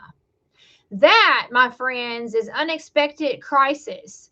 Please, YouTube drama. Leave it to Big Belly to smack a tree on a rainy day and tear his back off. Well, I mean, that is YouTube drama for sure. And people are going to be like, what's he going to, because Stephen, that darn tree just reached out and grabbed me in the middle of the dark. Didn't even know it was coming. yeah, but I mean, it just, to me, the fact that you're under a load, it just intensifies it. It just, Well, it is no different than having diarrhea on a busy day. what in the world? What kind of a comment is that? What in the world? Stephen, that's gross. It's just a little inconvenient. Well, I would say it's very, It's a little painful. A little painful and a little inconvenient. and pretty costly too. I mean, it looks like it's going to be some big dollars. It won't be that much. It's more labor than anything. Well, once again, it will be great content and great YouTube drama to celebrate our 6 years on YouTube and how far we have come. And Mr. Bryce from iSpider Garage has joined us, Stephen, and he wants to know, how is Stephen liking the keto thing? The keto, he calls it the keto thing, the dieting. I just had, what did I just have? I just made breakfast a little while ago. I had bacon and the eggs. I diced up some bell pepper, some red onion, some white onion, and I had a little bit of apple. And so I stuck that in there, and I heated that all up in the bacon grease. And then I took a paper towel and soaked up all the bacon grease after everything got cooked. And then I added 3 eggs, heated up, and right before the eggs were done being runny, about to gel up, I stuck a bunch of extra sharp cheddar on top of it, capped it off, and let it all set. And I tell you, in 3 bites, I was already full, but because it was so yummy, I went ahead and ate it up. So the answer to your question is, so far, being on keto, I've been eating well. So on keto, I've had steak dinner. I've had eggs, omelets, bacon, and then what did I have last night? I had yellow zucchini marinated in zesty Italian dressing, and cooked in Italian butter. And and then last night, last night I made a huge salad, and diced up some bell peppers, and cooked up some ground hamburger, added paprika, cayenne, browned it all up, drained all the grease out, or soaked the grease up with some paper towels, and then added in, chopped in green chilies, and then a bottle of salsa, and tell you what, when you eat like that, you ain't missing eating junk food. No, but it is a lot of work though to do that, isn't it? Well, there's no more work than getting in the car and going downtown and spending $50 on dinner. Well, that's true. That's true. Somebody, Trucker Pam, I guess Trucker Pam is coming in and did not hear the part of the conversation where you said that you would drop the trailer because Trucker Pam says you should probably drop the load before you fix your truck. Yeah, I will. I got a spot that's just down the street from my house. I'll drop the trailer, and then I'll have to go get some clamps because I have clamps. I always carry clamps, but I keep those on the truck for emergency. So since I'm going to be at the house, I got a new muffler in the container that came off of my Pete. I think it's the same size. If not, I'll have to get another muffler. But I got a muffler. I'll have to buy some clamps, and I don't want to take the Y pipe off because that's a big job. So what I can do is take some muffler heat tape and wrap that around the Y pipe, and then I'll order one and take the Y pipe off later. It's just a crack down there, so that's not serious. The serious part is the top of the stack got ripped out of the muffler. That's pretty serious. So the reason why that's serious, you don't know how long your stack's going to stay on the truck and fall off and go through somebody's windshield. So that's a safety hazard. So I want to deal with that right away. And then the other part of it is it would be a DOT write-up shutdown if they found that exhaust underneath leaking. So there's two reasons why I need to fix it. One, it's a safety hazard, and you don't want to kill anybody with your exhaust pipe. And for two, I don't want to kill myself with exhaust, so I need to fix that crack down below. And I'll order another Y pipe, but for now, I'll just wrap some muffler wrap around it, keep it sealed up. All right, well, let me read some of these comments. Mr. Bryce says, nice. Yeah, the keto thing works well. I do the same thing sometimes. So he likes, Bryce of I Spider Garage likes that you're doing keto. And get this, Stephen, your cousin Pam is here. She said, hi, cousin. Your cousin's listening a bit while I grade some students' work. So, Manjur Journey with Pam, that's Stephen's first cousin. She's here. And she gives me a nice compliment. She says, you look great, Ruthie. Well, thank you, cousin Pam. Stephen, she says, I look good. Maybe it's the pink shirt I'm wearing. You look great, Ruthie. Well, thank you, Pam, cousin Pam. I appreciate that. And I can tell you, Pam, she's pretty good. Stephen. And then Bryce said, you should check out Five Mary's Farms. I get boxes of meat from them. It's a killer. So he thinks that you should check out a place called Five Mary Farms. And so we'll have to remember that. He orders boxes of meat from Five Mary's Farms. Then your cousin Pam says it sounds good, Italian butter on a salad. She likes what you're describing. Then your cousin also says the kids thought it was funny that I called seasoned ground beef hamburger meat and taco meat. So she's refers to it as taco meat. And then Mr. Christopher is here, Pepin's Diesel Services. He says, howdy, Mrs. Ruthie and Stephen. So that's Christopher Pepins from Pepin's Diesel Services is here. Then your cousin Pam also writes, keto and low carb work for me too. She's lost a lot of weight. Stephen's cousin Pam has lost a lot of weight. Mr. Rick in Florida says that he is still on his carnivore diet. Yeah, now he does strictly meat. Isn't that right, Rick? You are strictly carnivore. He even eats iguanas. Rick eats iguanas. iguana meat. Now, I know that you have talked about that, Rick. I know that you have talked about how the iguanas that were dying from the deep freeze that were falling over in Florida for the freeze, the iguanas were on the trees, just falling off the trees, dying. Tastes like chicken. And so you were eating a lot of iguana meat. Now, you're the only person, Rick, in Florida that I've ever known that would eat an iguana. So he's very much on that carnivore diet.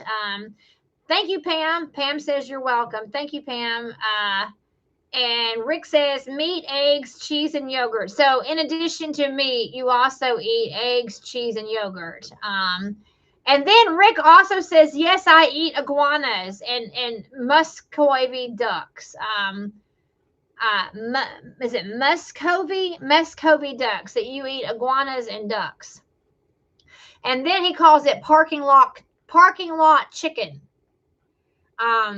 So I guess roadkill? Are you saying that you eat roadkill? He says parking lot chicken. To me, he's saying, I mean, maybe I'm misinterpreting, but he's saying that he eats roadkill. Your cousin Pam, Stephen, says, so the kids ask me why I call it hamburger meat when I'm not making hamburgers, and I told them that that's what our family called it too. I heard Stephen say hamburger meat. Okay. That's right. I mean, you when you were cooking that ground beef yesterday, you referred to it as hamburger meat. I think that's right. I think Pam's right. You did. Rick says that we have chickens running all over the parking lots. And you do eat roadkill? Oh! He does eat roadkill. Okay, Rick, I have a question for you. The other day, somebody ran over a turtle, a sad, like a big, huge turtle. And would you eat a turtle?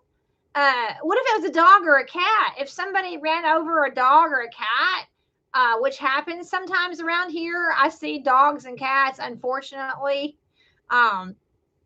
Would you eat a dog or a cat? I mean, what do you do? Do you just go scoop up the roadkill and take it? I mean, what do you?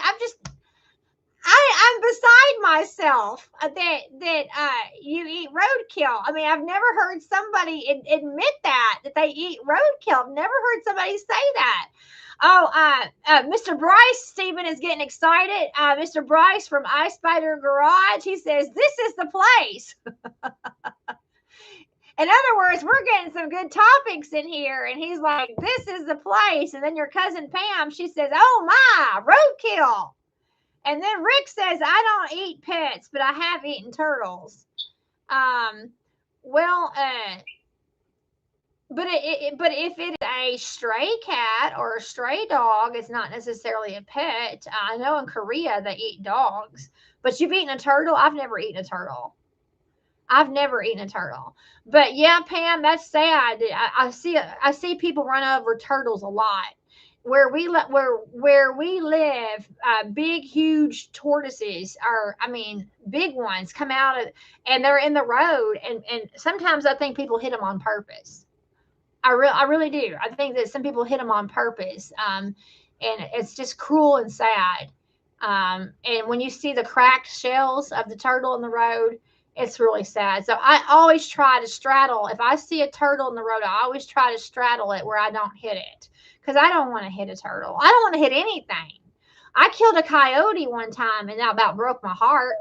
When that turtle got hit out in front of the house and it had eggs, and I took the eggs and put them in the pond. Yeah, I do remember that. I do. Yeah, somebody killed a turtle and it had eggs, and Stephen tried to rescue the eggs and put them in the pond. But you see a lot of turtles on the road here that I do really believe that there's evil people trying to kill them on purpose. I do.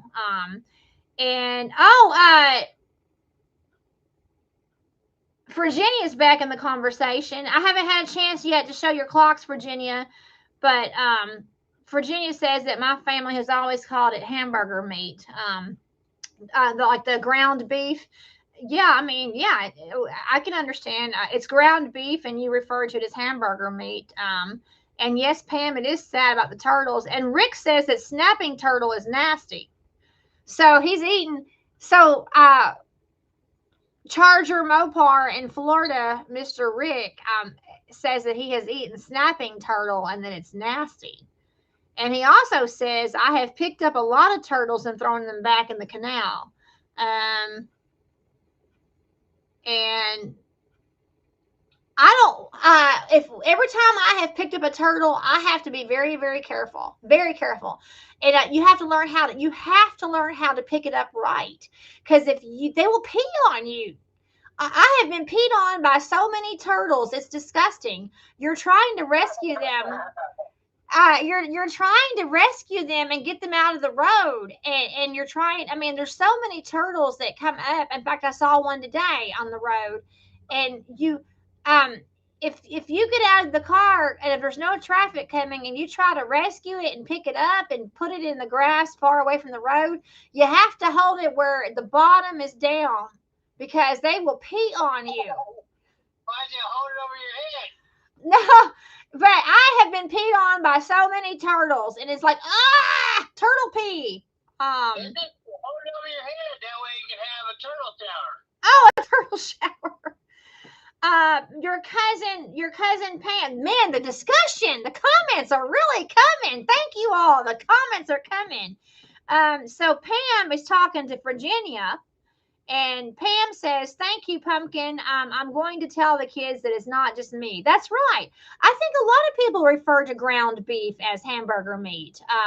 So we're talking with Stephen's cousin Pam, and then also my neighbor down the road in Wallonia, Kentucky, Virginia, aka Pumpkin. It's not just Stephen that calls ground meat a ground beef hamburger meat. So Rick is saying I use a shovel to move the turtles.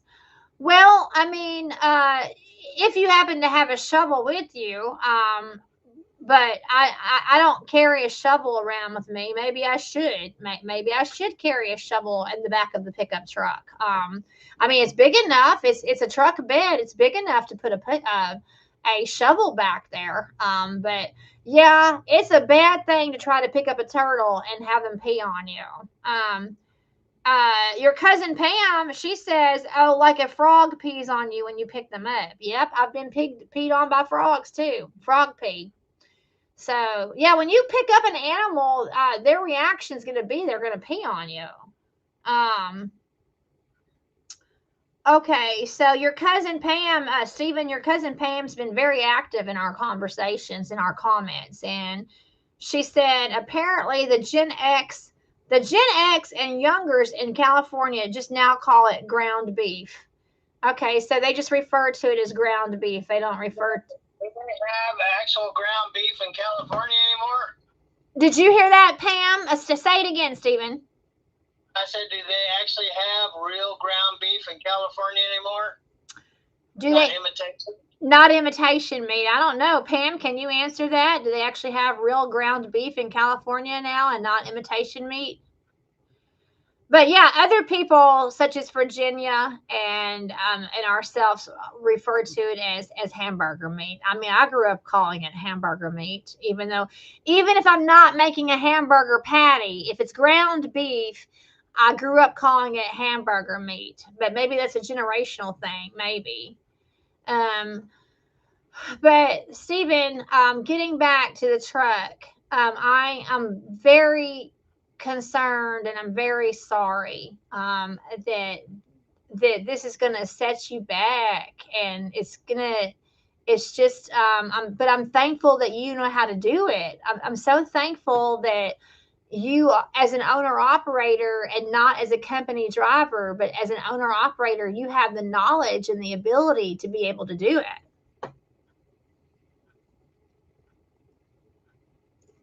So, I mean, as an owner operator, you have to be like Stephen as an owner operator and know how to make repairs and fix your truck. You're not going to be able to do that if you're just a company driver. You have to be able to do that because things will happen.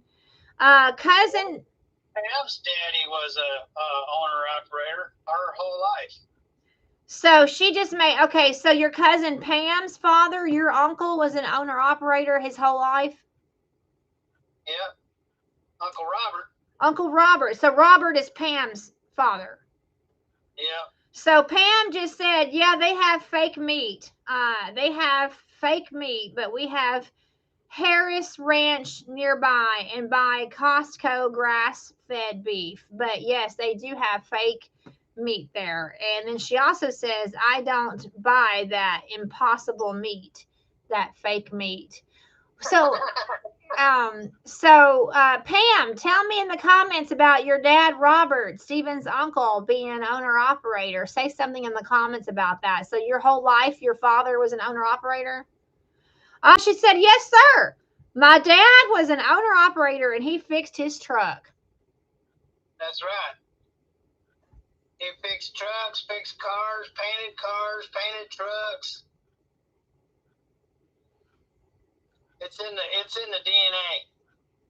So then Pam grew up with the knowledge of what her dad did and working on trucks then. So how well did you really know? I mean, I know that you had quite the childhood, but did you hang out with your cousin Pam and Uncle Robert a lot, Stephen? No, I mean, I knew Uncle Robert, and we hung out a tad bit. Pam and I really never got to meet each other a whole lot, but we would bump into each other every great 100,000 years. Okay. Well, when was the last time you saw Pam in person? I don't know, 40, 50 years ago. So we have in our comments, people, we have in our comments Stephen's first cousin, Pam. And he's just saying that he hasn't seen his cousin in 40 or 50 years, and Stephen is 64 this year. So Pam, at least you're connecting with family in a live stream. That's pretty exciting that you are connecting with family in a live stream. Pam says that he also taught both my brothers how to do all of that, and yes, it's in the Howard family DNA. So her uncle Robert, your uncle, her father taught your cousins, her brothers, how to work on trucks, and it's in the Howard family DNA. Yeah, my Uncle Ernie was a truck driver. He was an owner operator. My dad was a truck driver, and my dad was actually owned a company called something Dirt Works. I can't remember what it was. So Edward Williams is joining us, and he says that I am from Visalia, California. Left back in 2011. Never looked back. Was real. Back then it was really hamburger meat. Back then.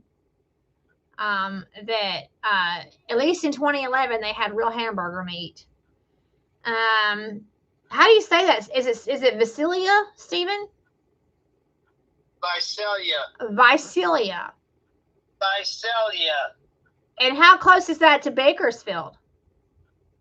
It's south of Bakersfield, I believe. Could be wrong.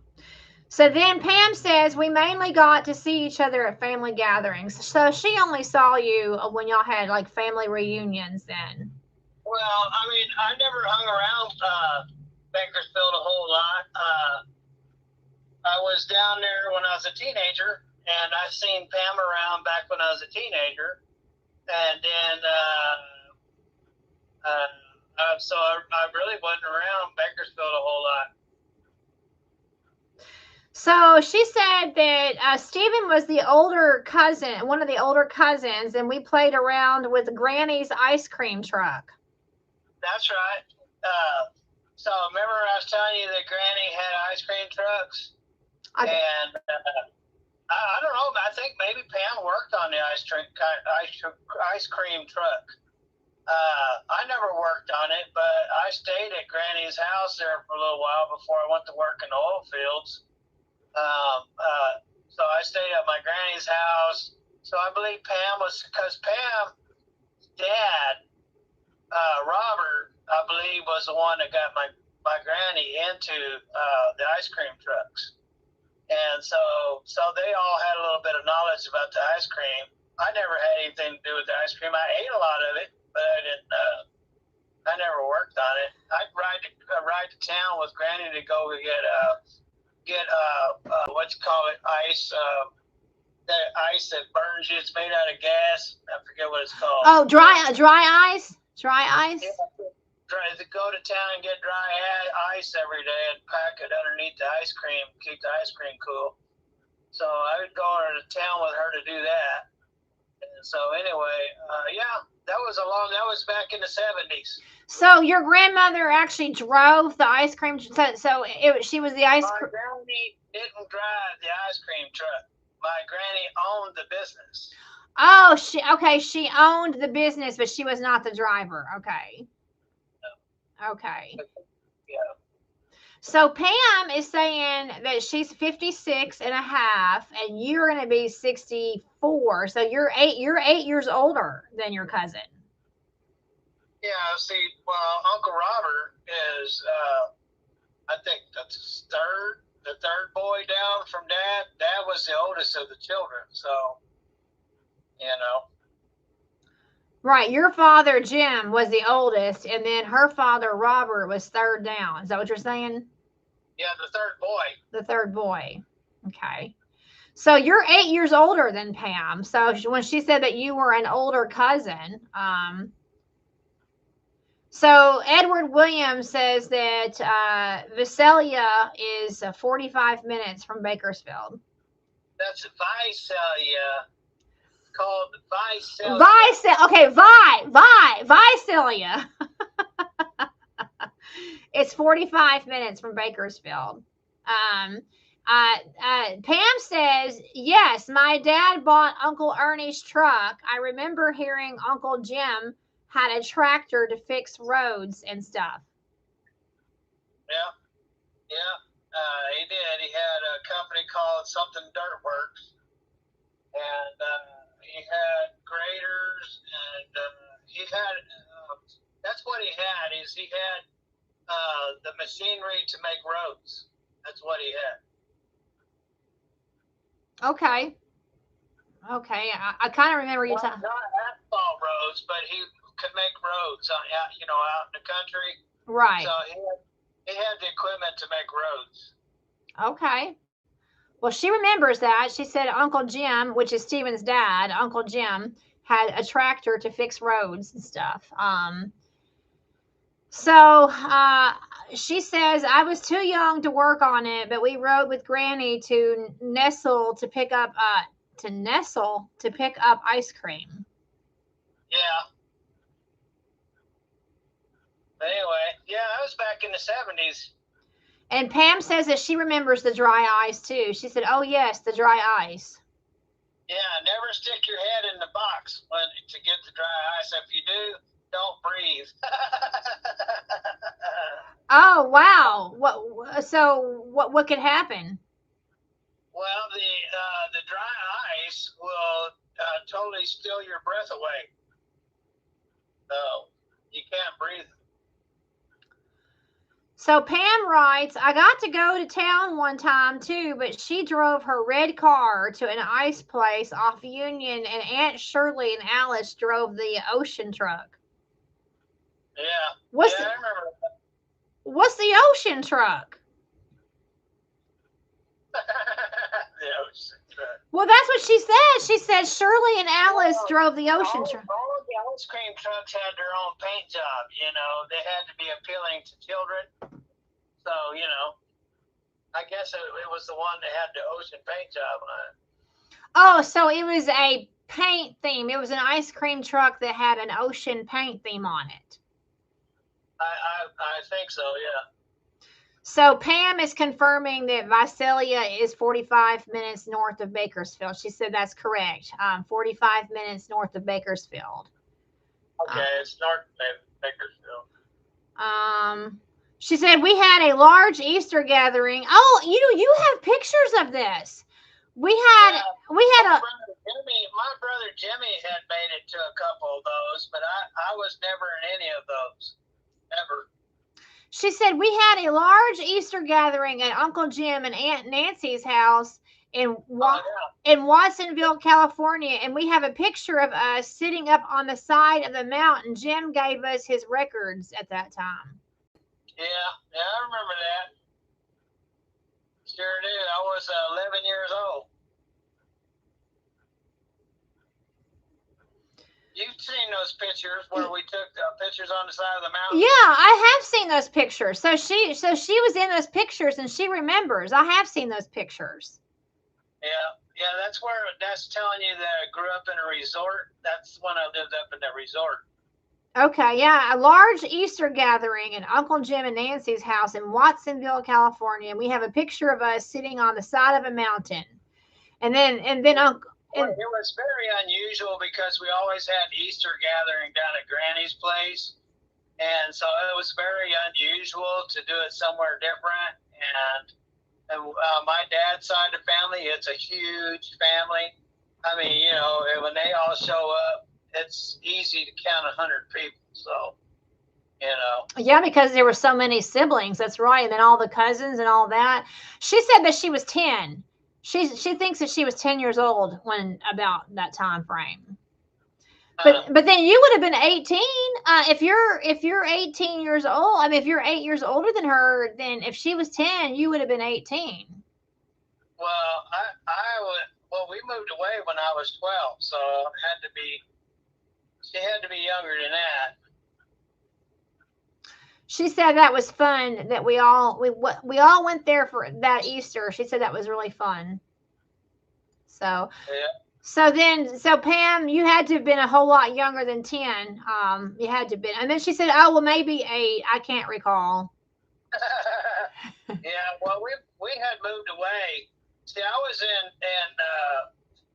in junior high when we lived there. And then my first year of high school was when we moved to Prunedale. So I was a year above of everybody else in my class. So I was 12 when I had my first year of high school. Because usually you don't go to high school until you're 13. Right. Okay. Oh, well, somebody, welcome back home says, did you make a cheesecake today? No, Stephen's not doing cheesecakes anymore.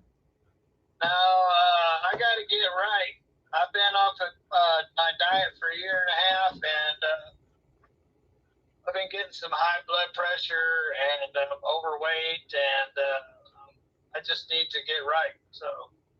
Which, unfortunately, because, I mean, we all love the cheesecakes. I mean, we love cheesecake in this household. AJ loves cheesecake. I love cheesecake. We all love cheesecake, but now we can't do cheesecake because it's just, we got to get right. I mean, you know, when you get right, you can reward yourself once in a while. That's the thing about getting right, So Edward Williams wants to know, Stephen, did you have a relative named... I'm not sure if this is a typo. B-O-E Howard. He might have meant Bob Howard. He says Bo Howard from California, but then Pam, your cousin, says to Edward, my dad was called Bob Howard too. Oh, well, because Robert. I mean, because Robert, a nickname of Robert is Bob. The funny thing is about Uncle Robert had a son named Robert Howard. So there were 2 Robert Howards. There was my cousin Robert, and then there was my Uncle Robert. Okay, because he was a junior then. Yeah. Yeah. Just like my dad, Jimmy. So that's right. So Pam says that he drove for Bronco Trucking first, and then he started the Howard's Trucking. So you mean your Uncle Robert, which is Pam's father, actually had the family name, Howard's Trucking? Yeah. He drove for... He had an international cab over that he really liked. And he took the leaf springs off the back, put on an air ride, and updated it. He had updated it into a modern truck. So it was a really nice truck. Well, that's neat. Howard. So obviously he had his own DOT highway authority to have Howard's Trucking, then, right? Yeah. Your cousin also says that her husband loves cheesecake. A lot of. But I can't reward myself with cheesecake until I lose 15 pounds. 15 pounds. A lot of us love cheesecake, Pam. It must be in the family DNA. A lot of us love cheesecake. Oh, well, then Rick in Florida, he's still watching. He's the one that eats the roadkill. he's still watching, and he said cake sucks. Have a steak. Put some A1 steak sauce on a shoe leather. It'd be about the same thing. A1 sauce on shoe leather. Yeah. It's the same thing as what? Roadkill. Oh, roadkill. Minus all the bacteria. He cannot be serious about scooping up roadkill. I mean, who does that? I guess Rick does. You scoop up. You can get all kinds of diseases from that.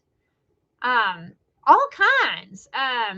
So your cousin types fast. She's like me. Pam types fast. She's been making all kinds of comments. Both sons, yeah, about Robert Jr. and Jim Jr., right? Because your dad Robert had a son named Robert, and then Stephen's dad Jim had a son named Jim, right? She said, Richie isn't on the keto diet. Only Big Belly is on the keto diet right now, so she might follow suit. She might not. It would be a good time for her to get on it while I'm on it. That way, we don't have separate foods in the house. Yeah, because that could be difficult to have separate foods. Your cousin says I had an older brother from Dad's previous marriage, Robert William Howard. Then my little brother Robert Lafayette Howard Jr. He also drives a truck and knows mechanics. So there's two Roberts. So she's got two brothers named Robert. Talk about confusion. Your dad's name is Robert, and you have two brothers named Robert. George, George Foreman. George Foreman with 5 boys named George. So that's true. He really did do that. That's true. Yeah. So that's not just. So I mean, I've heard that, but I didn't know that was true. So George Foreman actually had all his sons named George. Yeah, they're all George. So Pam has two brothers named Robert William and Robert Lafayette, and he also drives a truck. Edward Williams, his wife's name was Margaret, I think. So maybe Mr. Edward Williams thinks he knows the family. I think that maybe he knows the family. I don't know. Edward Williams says his wife's name was Margaret, I think. Well, I mean, Pam can answer that. I don't know hardly anybody's names down there in Lamont and Bakersfield. So welcome back home says that Ruthie can reward herself with a cheesecake while Stephen is gone. Well, I could, but I'm not going to because there's actually a cheesecake up in the cabinet that I hadn't eaten yet or made. So. I know. There is. So welcome back home, cheesecake. There is a cheesecake mix. Yes, in the cabinet right now. Yes, just waiting to be made right now. That's right. That's right. But I'm not going to do it because I would feel so guilty about it. Wow, Pam can really type fast. Man, she's on these comments. She's keeping our live stream going. Pam is keeping it going. And this, y'all, this is amazing. For the 20 of you all that are watching, do you know how amazing this is? They haven't seen each other since childhood. Pam is 58 and Stephen is almost 64. And they haven't seen each other in over 40, 50 years. And here they are in a live stream talking to each other in a live stream. Is that not amazing or what? I mean, this is a real blessing for having a YouTube and a YouTube live stream that two cousins that haven't seen each other in decades can talk. So welcome back home said, did Pam say she loves cheesecake? She said her husband loves cheesecake. Garrett Bradley, Ruthie avoided the diet convo real fast, conversation real fast. Yes, I needed to follow Stephen's lead. Garrett Bradley, I need to follow Stephen's lead and to also lose weight and to do better. Absolutely. Pam says, right, we didn't get to hang out with our older brother. It's too bad, but I really didn't get to meet him until I was older, and I have a sister named Margaret. Oh, okay. Well, that's where the Margaret's coming from. Somebody remembers a Margaret. Oh, this is fascinating. This is fascinating. Edward Williams is remembering a Margaret. He says his wife's name is Margaret. And then Pam says that her older sister is Margaret. She is my dad's firstborn in 1960. So somebody, Edward Williams, in our live stream, who is from that general area, is making a connection with Stephen's family. Wow.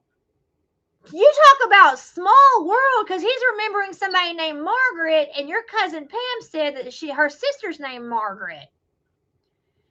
And then Pam says there is another Howard family in the area that we get confused with. And then she says, I feel like I get to see Stephen because of YouTube. I think I missed Stephen during the big California trip years ago. Yeah, well, Pam, we've been to California twice. Well, I've only been twice. Let's just put it that way. Stephen's been, I think, 3 times since we've been married. Yeah, because the last time that Stephen went, I didn't go with him. In 2020, I didn't go with him. I went down. Dad was nearly 100% blind, and the roof was falling in, so I went down there to work on his roof. Right. So that was in 2020. So Pam, Stephen has been 3 times in recent years to California. I've been twice. I went in 2000 and we were married in 2003, and I went to California in 2010 and met Stephen's parents for the first time. We were married 7 years. 7 years, and I met Stephen's parents for the first time in 2010, and then we went back with AJ in 2018 when AJ was 6 years old, and then Stephen went in 2020 by himself. Let's see, Garrett Bradley, you eat all the cheesecake you want. Don't feel guilty. Well, I mean, yeah, there is a box of Jell-O mix ready to make cheesecake in the pantry. There is. But knowing that how hard Stephen's trying to avoid that, I kind of would feel guilty mixing up that cheesecake, especially because I want to lose weight too. I want to lose weight too. So I'm not really as good as Stephen is. I do go to Arizona. I run. Last year, I went down there maybe a dozen times. I ran boats to Mesa.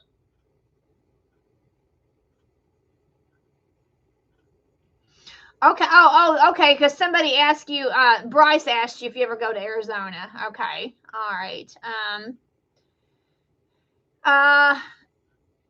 Pam says it sounds familiar, but I'm not sure because my sister grew up in Ventura and then moved to Hot Springs, Arkansas.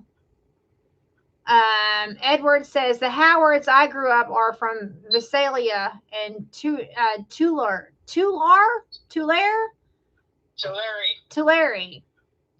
Okay.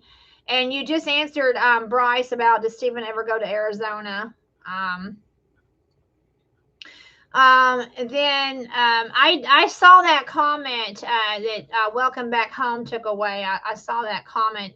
It's funny because when it says message deleted, it says that message deleted, but I saw it and it was talking about the troll. Somebody was talking about the Troll Elite podcast. So, and then the comment got deleted. Pam says, "Oh, then she married a man in the Air Force, and that's when I got to meet my sister. They were stationed in Edwards Air Force Base." Okay. Bryce is back with Ice Spider Garage. Nice. They are building a Buc-ee's in Arizona. They're building a Buc-ee's in Arizona. Ever go to those? I haven't, but I've heard they are cool. Took AJ to one, and because I was delivering a parts to their brand new car wash, and so while we were delivering at the car wash, I told the people that were doing the construction that AJ and I would be back, and we walked over from the car wash over to Buc-ee's and got some big old sample boxes of fudge and some barbecue sandwiches, and I got AJ a few memorabilia things too. Yes, and that was that was in Florida, right? Yeah, it was down just below Jacksonville, Florida. And is that where you met AJ Rodriguez? Yeah. Okay, there's another AJ, somebody that we know named AJ Rodriguez, and but yes, 2 years ago they went to a Buc-ee's in Florida, and AJ really enjoyed that. Mr. Bryce, AJ really enjoyed being with Stephen, and I'll tell you what, the thing that Buc-ee's they do overkill. They're extremists, is what they are. Rita can relate to that. But they gotta overdo everything. They have, instead of having 3-4 pumps, they gotta have 900 trillion of them. And instead of having a few bags of jerky, they gotta have a whole half a store making jerky. Instead of making barbecue sandwiches, they gotta have a whole team making barbecue sandwiches. Just everything they do is to the extreme. And one of the other things they do to the extreme is make candy. They make all kinds of fudge. They make blueberry fudge. They make cheesecake fudge. They make whatever you can think of flavor fudge. They make it. Yeah, well, you brought back a sampler. Yeah, I mean, you brought back so much fudge. I remember that. I bought the sampler for AJ, and I ended up eating most of it. Yes, that's right. So that was not a good thing for your health or diet. So 2 years ago, when AJ and Stephen went to the Buc-ee's in close to Jacksonville, Florida, on that trip, when they were on the road together on that trip, they brought back a lot of Buc-ee's fudge. They did. Oh my goodness. It was good. It was really good. One of my favorites was the strawberry fudge. That was really good. So Pam says, I want to visit a Buc-ee's, but I want to have lots of spending money when I go. Ha ha ha. Yeah, you better have lots of spending money, because you walk into Buc-ee's, you better have a pocket full of money. And she also said, I enjoyed seeing your videos from your visit that you had with AJ and meeting his grandpa. I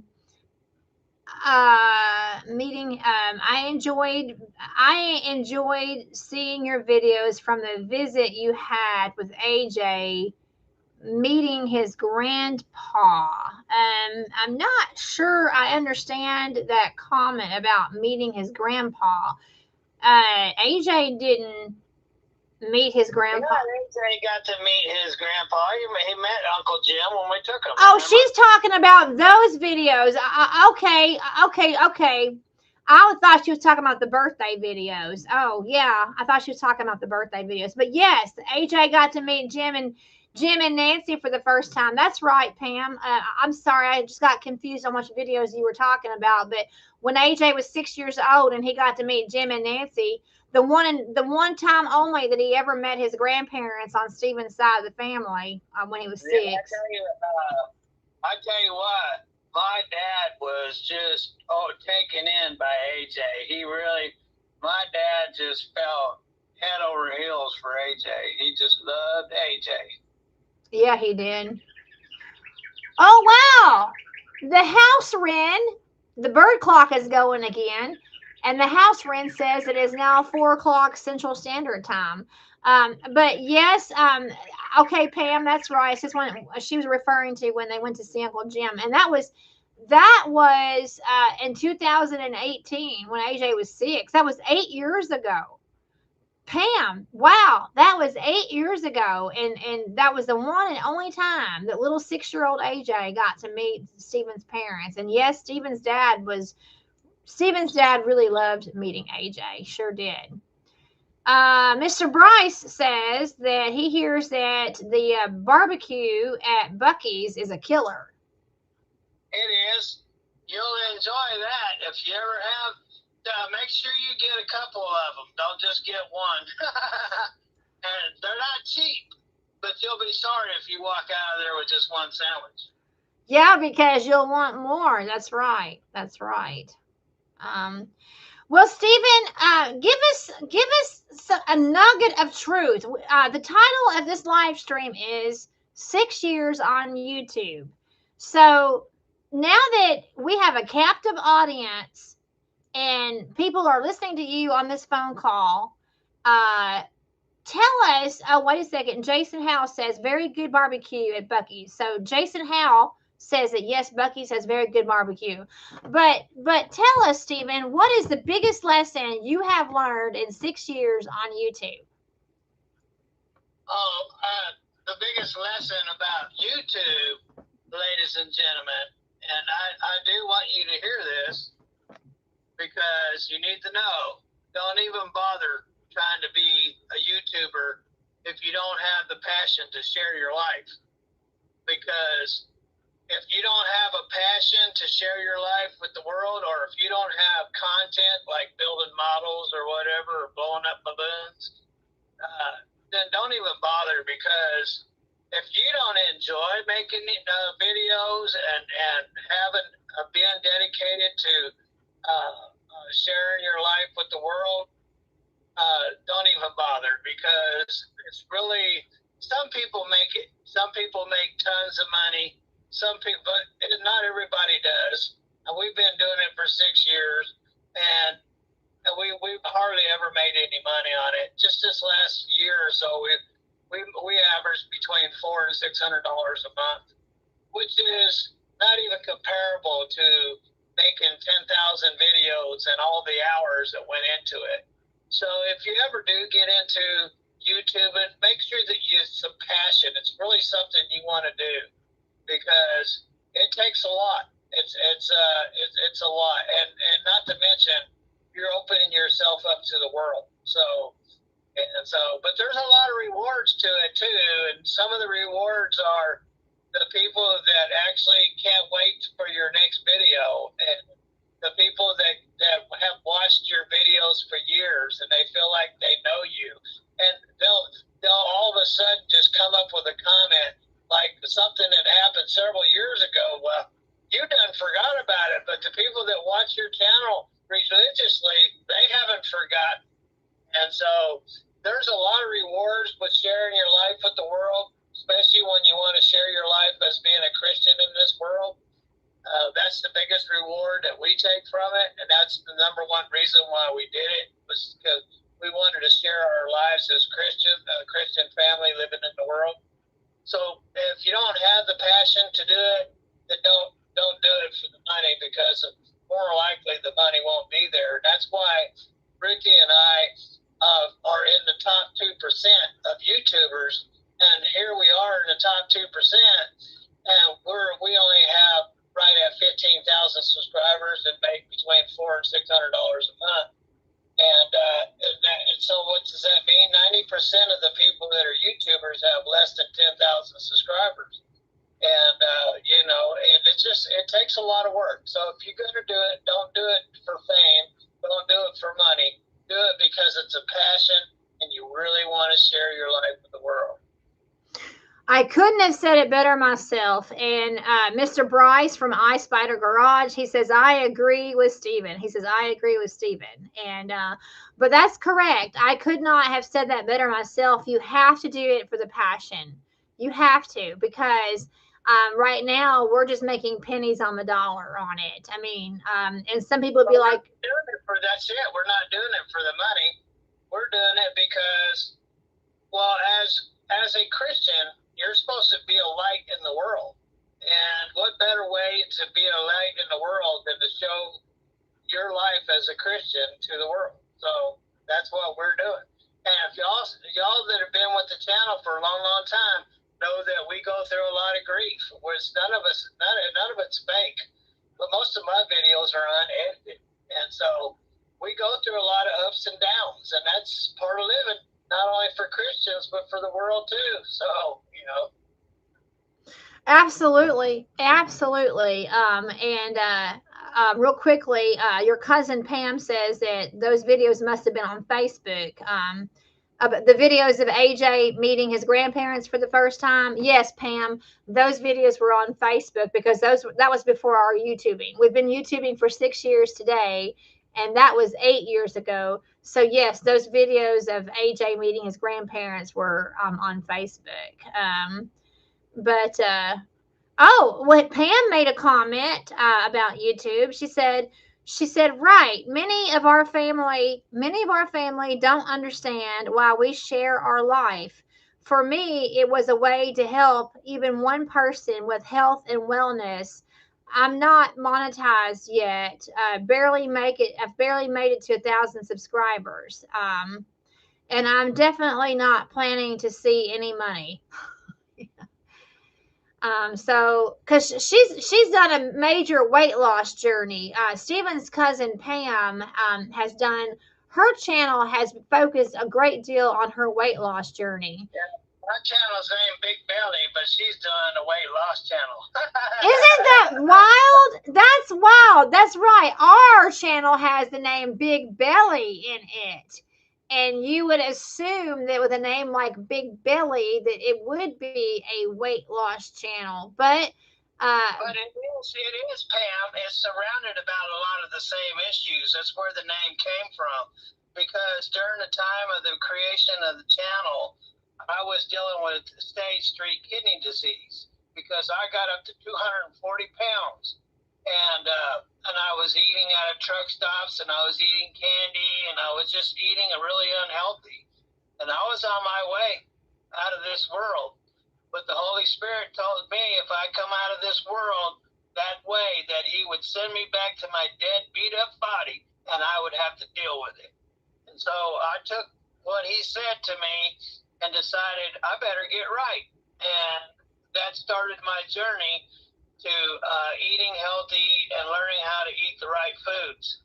And so that is where the name Big Belly came from. So we're kind of in the same neck of the woods as far as what we're in the name of the title of our channel, and what you're doing with your channel.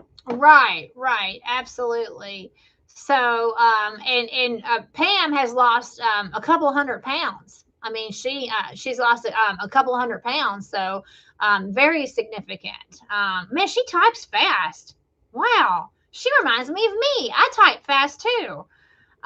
She says, I've gotten so many comments from others about my calmness or peaceful voice showing adventures, and I want to show the light of Christ through me without even telling people. And then Pam says, my dad and I both had big bellies. Yeah, Uncle Robert definitely had a big belly for sure.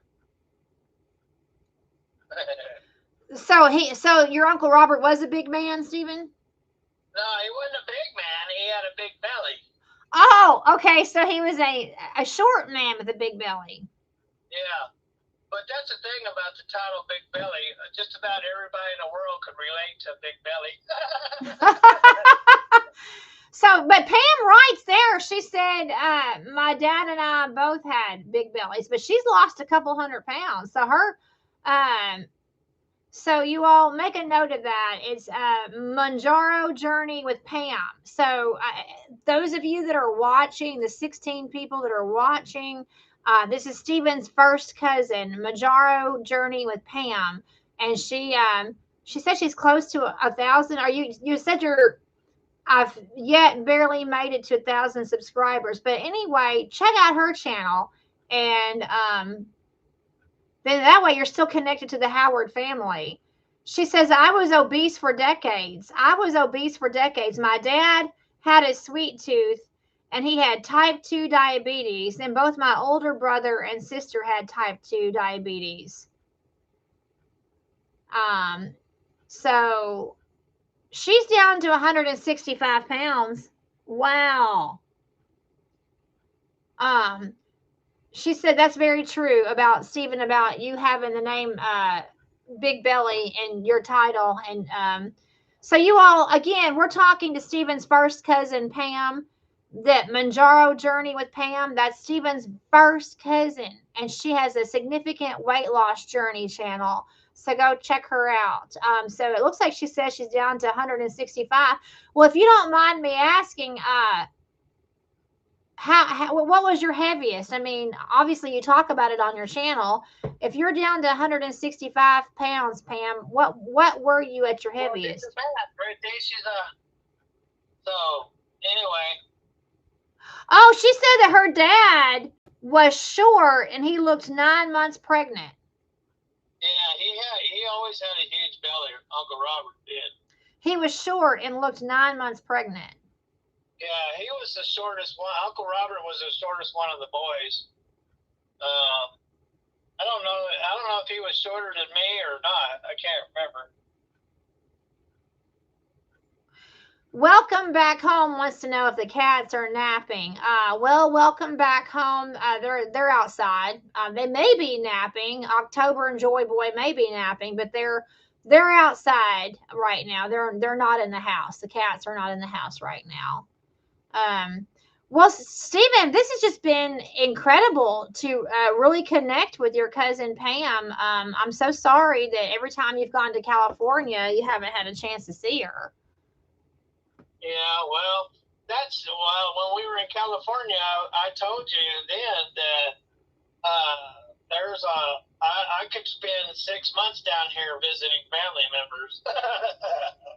and not catch up with them all. That's right. That's right. We stayed a few days at Martha's. We stayed a few days at Dad's, and we stayed a few days with Gracie, your Aunt Gracie. With Aunt Grace, and we spent a day or two with Uncle Ernie. Yeah. And we had already, and if you figure that out, that's 2 weeks, and gets very deep into the pockets. Yeah, we did. We were there for 2 weeks visiting, and that was that was in 2018 when we had AJ. Oh wow, she said that she was up to she lost 165 pounds. She was up to 313. I had tried thousands of attempts of losing weight and even had bariatric surgery 26 years ago.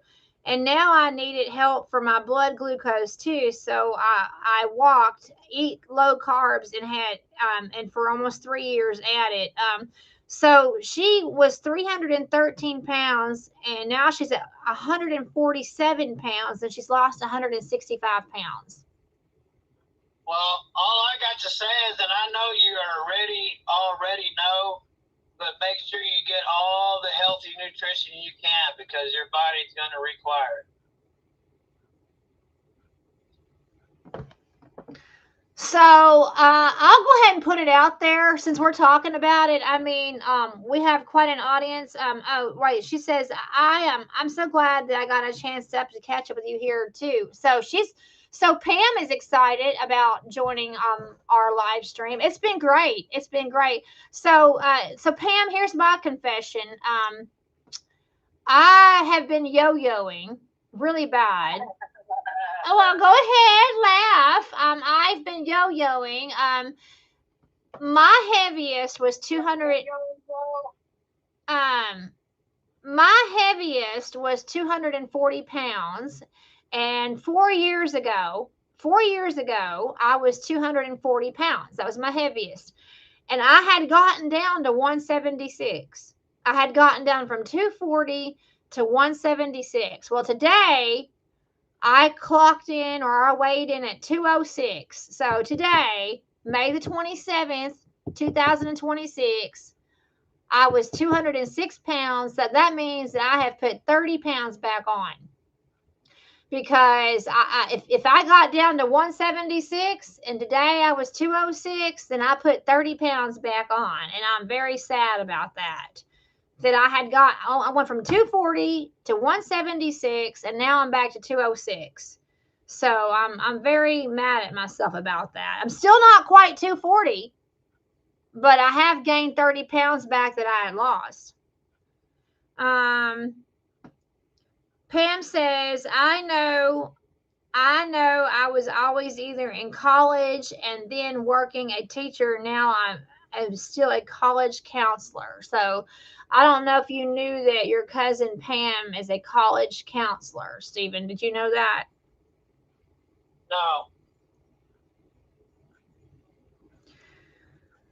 But yeah, I'm really sad that of all the weight that I had taken off, and I did such a great job. In fact, Stephen couldn't keep his hands off of me. I was so great looking, and he was like, "Woohoo, woohoo! You are a hottie. You're a hottie." And but I've put 30 of those pounds back on, and it's from a lot of cheesecake. So I just, it's hard not to be discouraged. It is.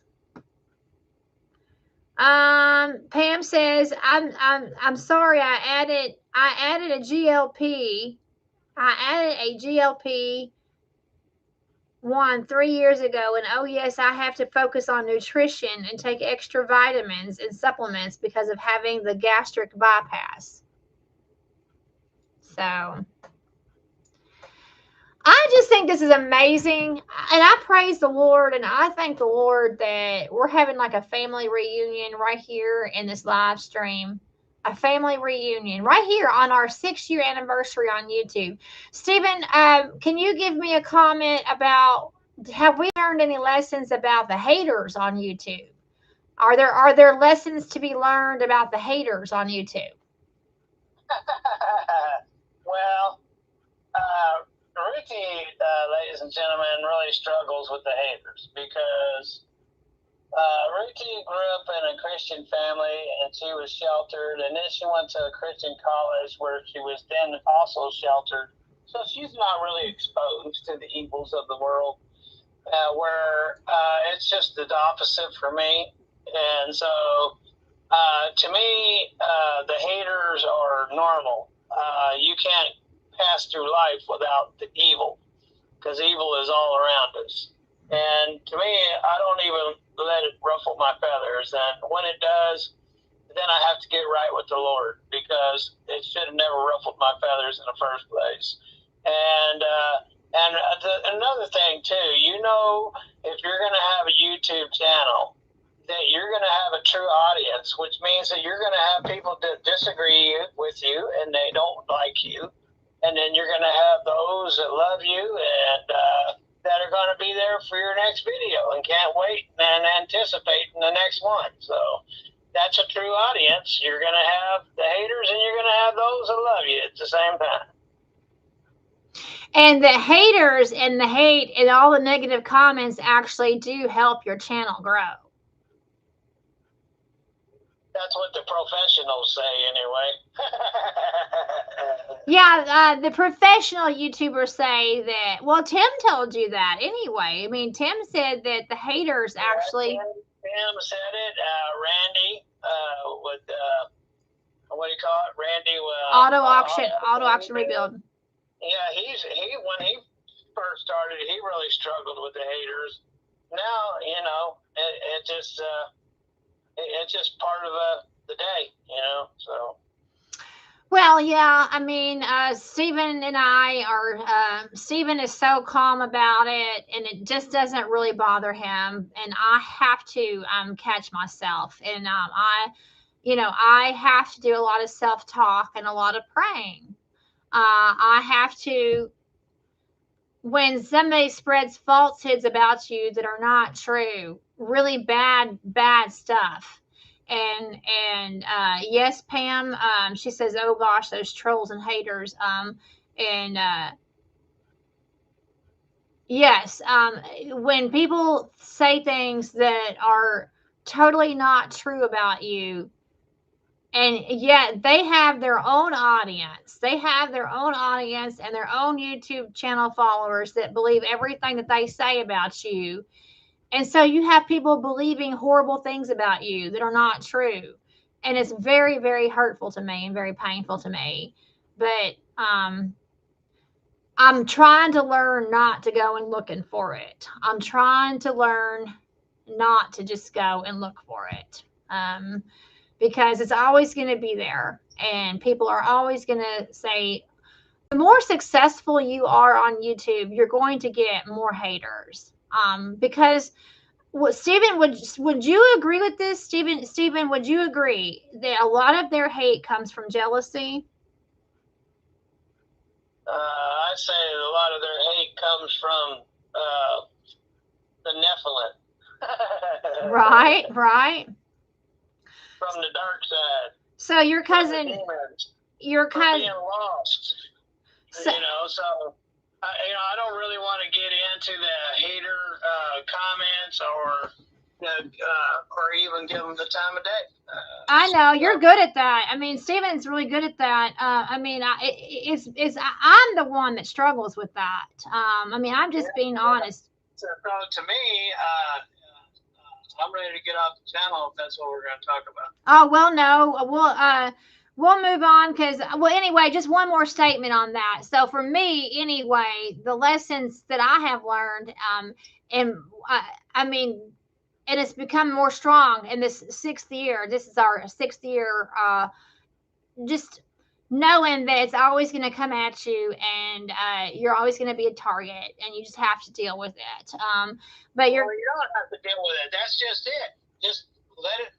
Just ignore it. So that's the thing with them. If you acknowledge them, they're just going to feed into it. So they're no more than a bump on a log, and pray for their souls, and hopefully that they too one day will see the light, and maybe their souls will get saved. That's all you can do is pray for them. But as far as getting caught up into the demented minds, I wouldn't know way. So Pam says, your cousin Pam says, I love that you guys have grown your channel so much, and it's been an organic growth. Yeah, our channel has grown greatly. And then Vicky Asher says, pray for your enemies. And then cousin Pam says, yes, pray for the enemies. And then Pam says, I think because you and I are sensitive, talking about me, I think because you and I are sensitive, we have a gold heart for people and care. So I still have to grow a thicker skin too. Yeah, a thicker skin. That's true. Absolutely. What you need to grow is bumpers.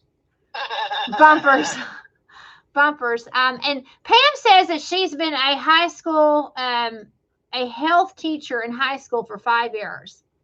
So with all her weight loss, that's a good example for her students. She's been a health teacher in high school for 5 years. Yeah, well, the struggles is that everywhere you go, all the foods are so poisonous, and the person really needs to know about nutrition. That's what's wrong with the United States as far as food is concerned. Is the people, the kids that are growing up in today's world don't know anything about nutrition. They don't realize that when they eat a Twinkie, that they're eating pure poison. and that it takes more energy for their body to break down that Twinkie than it gets. And it actually becomes an aging process, and you're actually aging your body by eating the trash that you put in it. And you're harming yourself more than you're doing any good. So, I mean, is it really worth killing yourself for a mouthful of yum that's only chemically induced anyway? So, you know, one of the things that I've shown Ruthie just in the last 48 hours is all the wonderful foods that you can get and enjoy and not have to poison yourself. Right. And I mean, and Stephen cooks amazing food. He really does.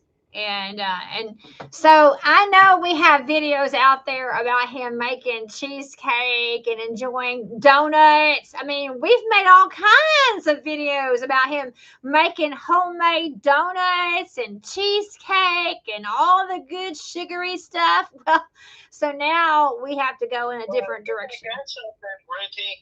I can actually make donuts from scratch. I can take a bag of flour and make them into cakes and make them into donuts.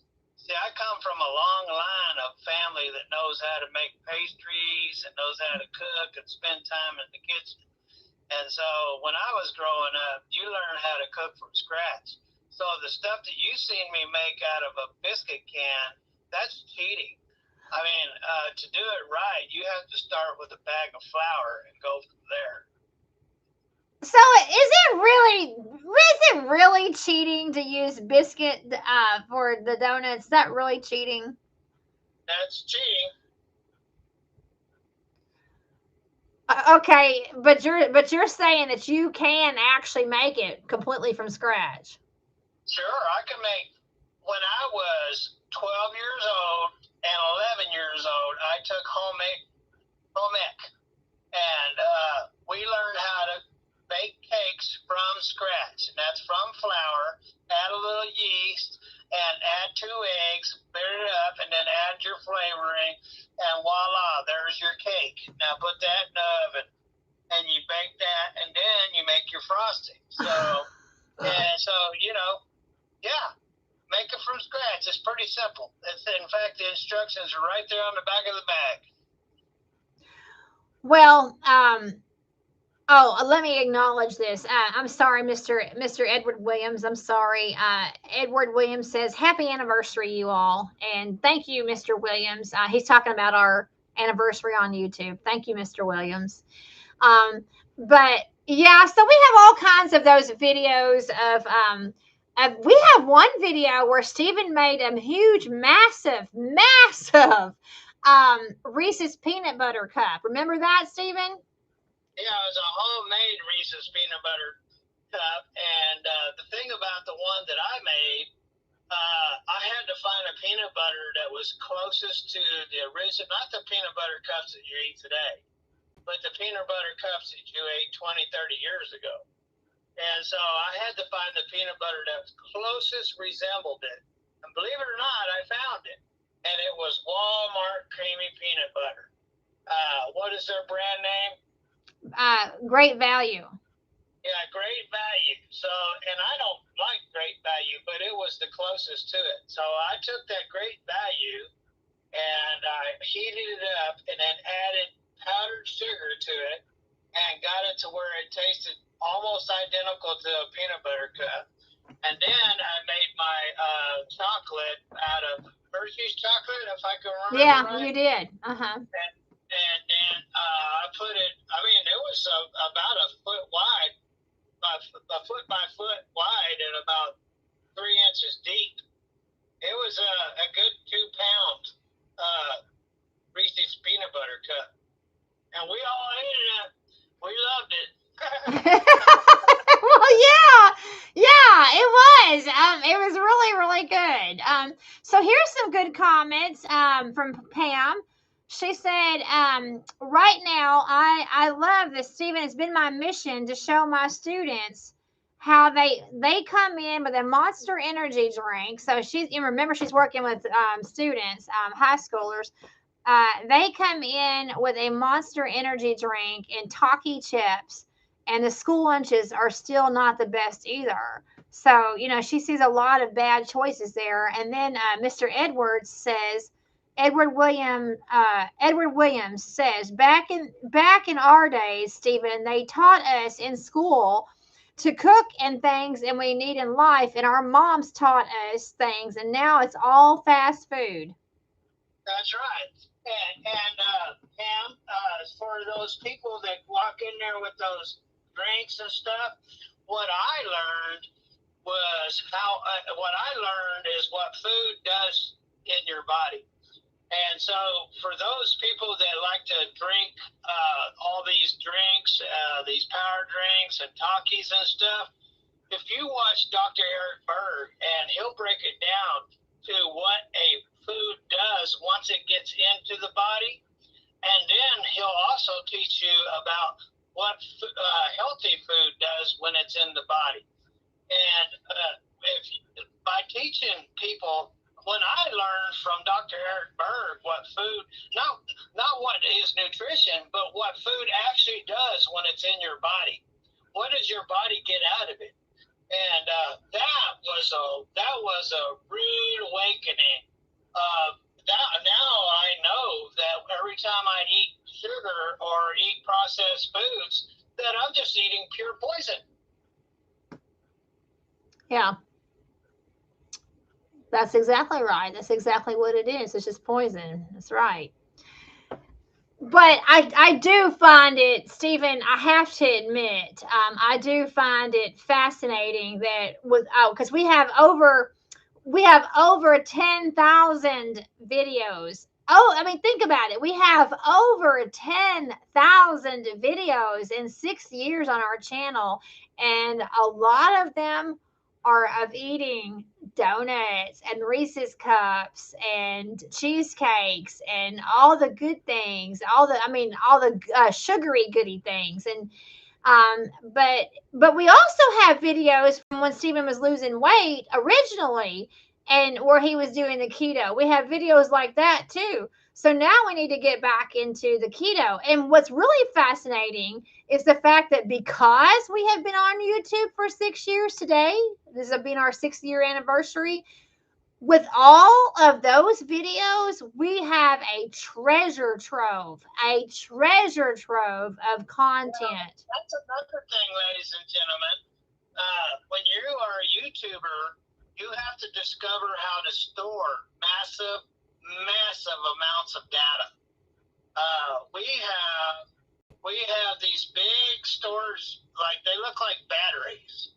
You know, they look like a little miniature flashlight battery, and they're storage, and they store up to 15 gigabytes. And we have to have those in order to store our videos, because we lost when we first started YouTubing.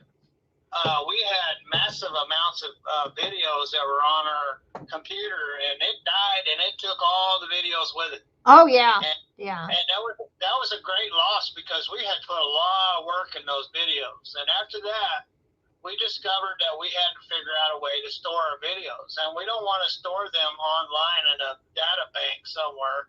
So what we do is we buy storage, and we keep it around the house. And so that way you don't lose all your valuable videos. So if you do get into YouTube, and the first thing you want to do is buy storage banks to keep your videos. Don't keep them on your computer. No, because your computer will blow up and explode. And I mean, maybe not with flames and all that, maybe not a real explosion, but it will destroy itself. And we lost a lot of our original videos from when we first started. We lost a lot of them. And so what was sad about that was, the trucks and there was just lots of things that were very valuable in those videos that, you know how videos and photographs are. They're valuable. There's a reason why you took them in the first place. And to lose them, it was a big rude awakening, because anyway, so if you do get into YouTube, and make sure that before you start, that you get good storage. Find ways to store your videos. Very true. What we use, they're called passports. Isn't that right, Stephen? They're called passports.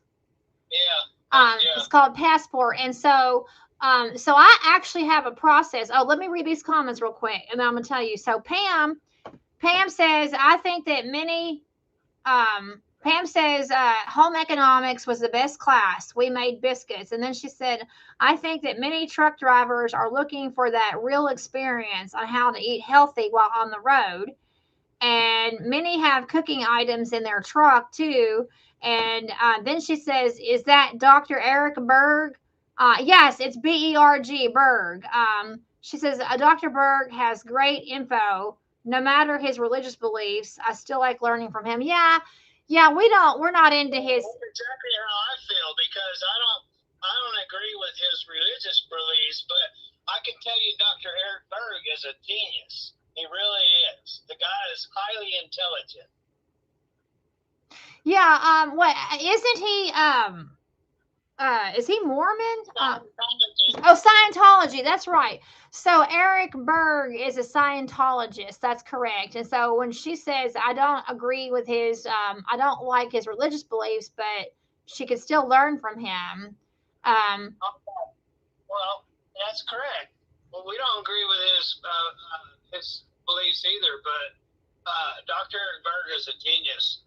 You'll learn so much by just whenever you're going through your day, like when I'm driving a truck, I'll play his videos, and sometimes I'll play his videos over and over and over. It's so much in one video that you can't comprehend what he's saying. And you just have to watch it over and over and over and hopefully learn something from it, because there's just so much in what he's teaching you. Right. And then apparently your cousin is really interested in the passports thing. Because she said, great advice, and phones get filled up too. Plus, it's costly to pay for iCloud storage. And then she said, oh, I have a 1 terabyte passport, but I need more. Yeah, the passport things are, oh yeah, that's what I was going to say. So I actually, Pam and anybody that else is interested, I actually have a system, and I've told Stephen about it many times. So when I upload a video to YouTube, then I save it to the passport, our external storage device. I save it to the passport, and then, and only then, do I delete it off the hard drive from the computer. So I make sure that the video is saved to the external storage device, and then I delete it off the hard drive from the computer. But you have to get them off the computer hard drive. You have to. We have lost a computer over that issue and the storage issues. And like we just said, we have lost many wonderful, precious videos from our early years on YouTube. And it's sad, for sure. Mr. Edward Williams says truck stops in the 80s and early 90s was pretty good.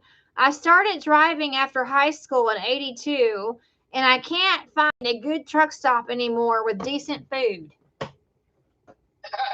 Well, that's true. You can't hardly find anything decent anymore. So the trucking life has really changed.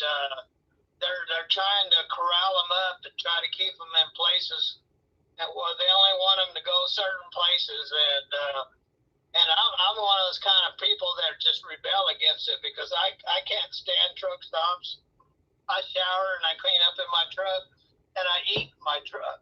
I don't have, only thing I go to a truck stop for is to get fuel, and I get out of there as fast as I can get out of there. And I can't, truck stops are a nightmare. I've lost 3 trucks in truck stops from people tearing my hoods off, and there's nothing good about truck stop. And so, there's you go in there, a candy bar costs you $500,000 billion, and a soda drink will cost you just as much. And you walk out of there, you spend a $20 bill just to buy some poison, and there's nothing there that's healthy. Everything there is just, you'll end up like I was. You'll end up with kidney disease, and that's what happened to me. I ate out of truck stops, and I ended up with kidney disease. Right. I mean, so yes, so Mr. Williams, so much has changed about a truck stop. Absolutely. Absolutely. And truckers do have it hard out there for sure. So thank you for your comments, Mr. Edward Williams. Pam is back. Man, Pam can type. I mean, cousin Pam, cousin by marriage, cousin to Stephen. You remind me of myself. You can really type those comments fast. And she said, Eric Berg is highly intelligent and is a genius and a prime example that we learn from so many different people. That's right. We do learn from a many people. That's right. Doobie Dobbs is here. Doobie Dobbs, he says, hello, Ruthie. Beautiful day to you. Blessings on your day. Congratulations for many more years to come. Well, thank you. Yes, it is our anniversary on YouTube. So thank you very much, Doobie Dobbs. We just now said that we have over 10,000 videos. In 6 years on YouTube, we have made over 10,000 videos. That's a lot of videos. A lot. And when you got to go through there and look for videos where you're holding a phone in your hand while driving, that's a big job. Yeah, so in case you don't understand that comment, we've had to comb through some videos and make them private and not public anymore. Yeah, so in the 6 year span and in 10,000 videos, I was able to find 12 videos where I had the phone in my hand. And so I had to take them off mine. So yeah, I mean they're still there, secret. I mean, we can see them, but we made them. Yeah, we made them private so that the public can't see them, so that we don't lose our watch time on that. But yeah, I mean, Stephen admits that that was wrong. But anyway, now we know not to have. We've kind of learned on what we can film and what we can't film. Doobie Dobbs, 10K is absolutely amazing. Yeah, that's a lot of videos. When you think about that, in 6 years, 10,000 videos in 6 years, that's a lot of videos. So I think it's safe to say that we're going to do YouTube many more years to come. And AJ was only 8 years old. When we started YouTube, AJ was only 8 and now he's 14. So y'all got to see him grow up. AJ's a natural YouTuber as well. He is. He's a natural ham to the camera. He is. Doobie Dobbs says, Stephen, you're too honest. I guess he's talking about, how you were holding the phone in your hand. He says you're too honest.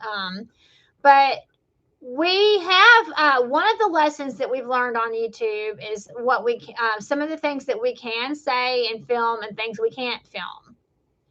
And so check this out. Without giving the details, here is a sketchy outline. I filmed something the other day when AJ was home. I filmed something, and Stephen said, "You can't put that on YouTube." I mean, it wasn't anything bad. I mean, it wasn't inappropriate bad. It was just something that we did as a family.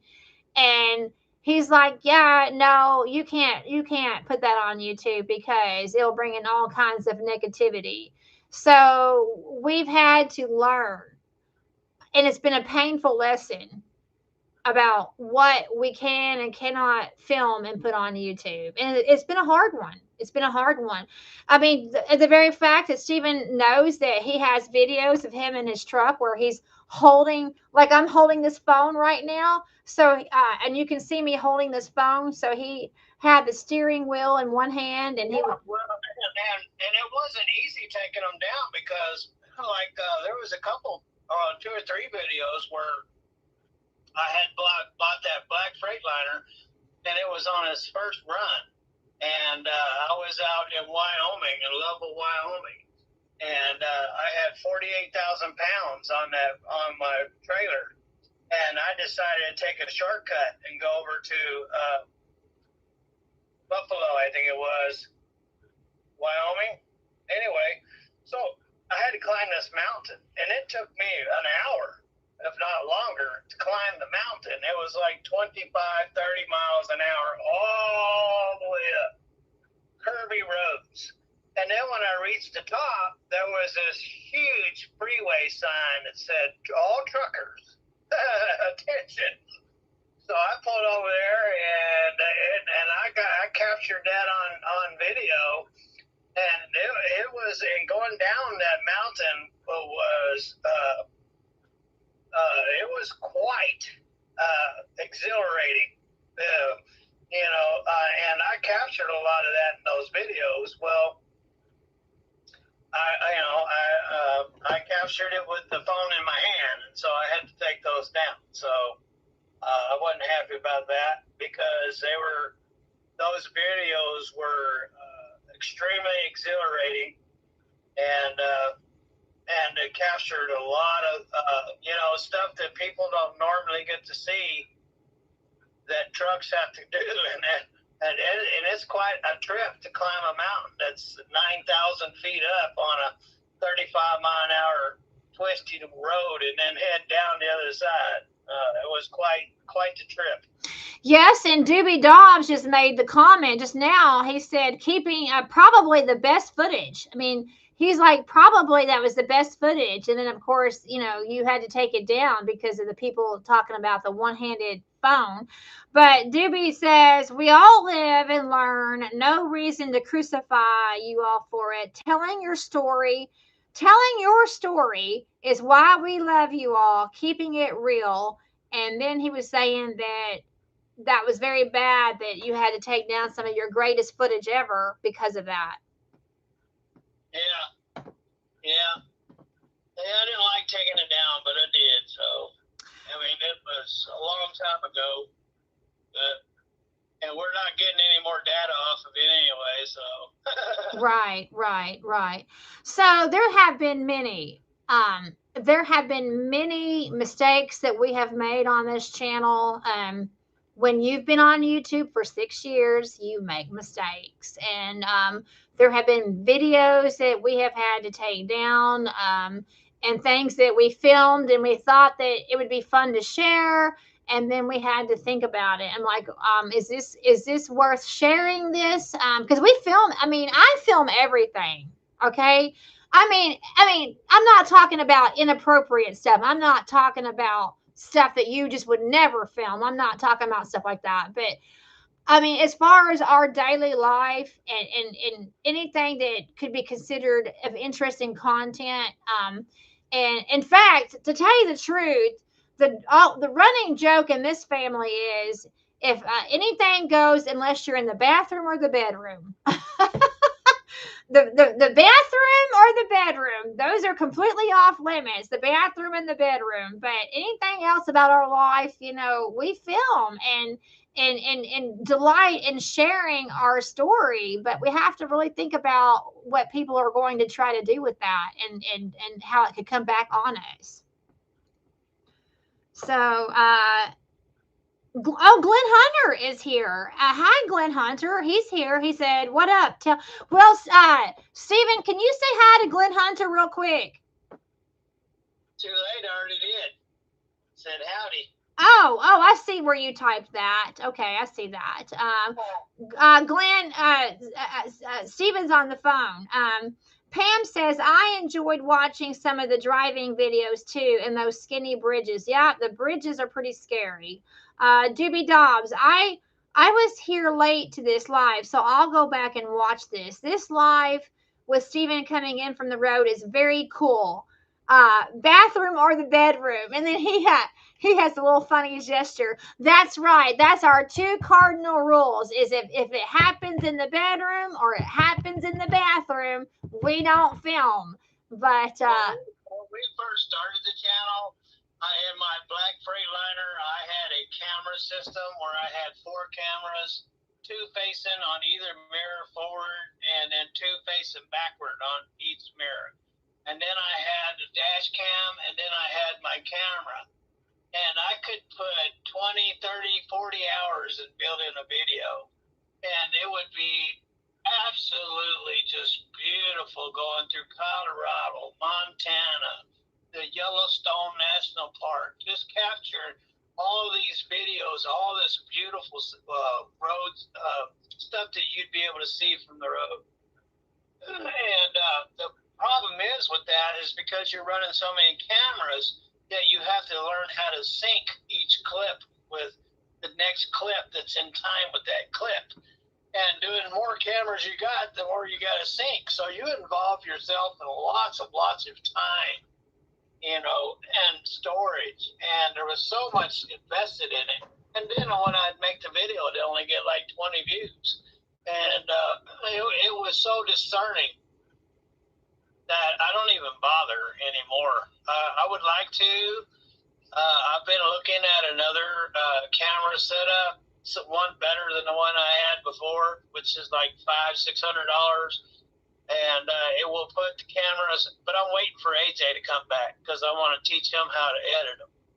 So, and I'm going to pay him. He's going to get a job learning how to edit those videos. But I'm going to do the same thing and put the cameras all the way around the car and truck so that I can capture, because I go through a lot of beautiful scenery up in Iowa, Idaho, Montana, Washington State, New York State, Tennessee. There's so much beauty in the United States that the normal people don't get to see, and that my truck is constantly capturing.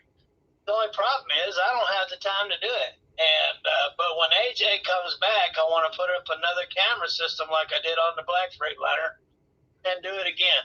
And since I have the experience to do it, and I didn't have the audience to share it with back in those days, we're going to plan on doing it again. And but I'm going to hire AJ, which he's a miniature genius, is what he is, especially in technology. I'm going to hire him to be my editor. He's really bad at holding the camera, but he's growing out of that. I mean, he's becoming a young man now, and he's going to be my cameraman. So the next few years should be really highly interesting in the content that's coming when AJ ends up in the truck and going on the road with me. Absolutely. And wonderful things of what Stephen just said. We are, and I'm sure that Benjamin Arnold is still not with us because that was a couple hours ago. But one of the things, I mean, I don't know if you're still there, Benjamin Arnold, but one of the things that he did ask is, what are some of your goals on YouTube in the next 3 or 4 months? And Stephen just explained that. We are, so Ben, on the chance that you are still here, but that was like 2 hours ago that you asked me that. Sorry about that. Sorry. It's just the way the conversation went. Stephen called in when I was asking that, and he said, what are some goals that you have? I mean, here we are on our 6th anniversary of YouTube. And he said, what are some goals that you have for your YouTube in the next 3 or 4 months? And one of them, Stephen just fully explained. We are definitely looking forward to AJ coming back into the truck with Stephen and traveling with his dad and doing a homeschooling program and helping make incredible videos.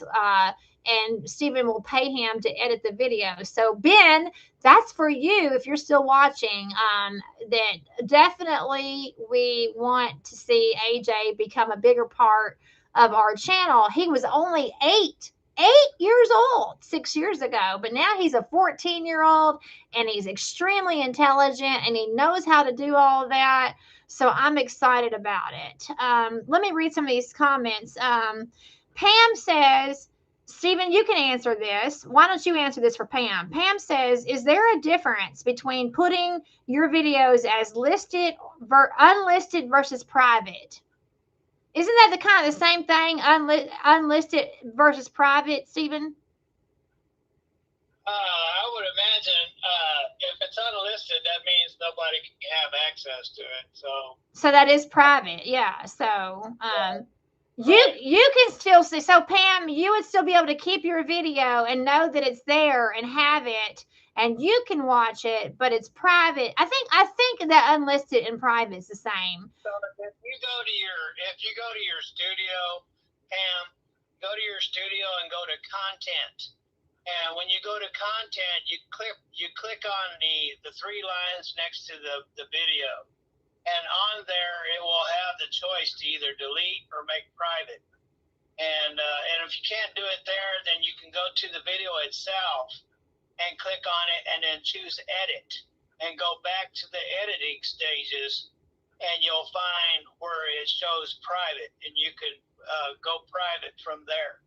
So that's how you make it private, and it takes it offline where nobody can see it except for the owner. Yeah, so you still have access to it for your own use, but it becomes private where people can't access it. Pam says that she likes watching ice truckers. That's cool. That's a good one to watch. Doobie Dobbs says y'all are getting creative with your channel. So much fun to be a part of the family. Yeah, so I like that. And he also liked the fact that we're doing a call-in, that Stephen is talking on the phone during this live. Y'all are getting creative. Well, thank you, Doobie.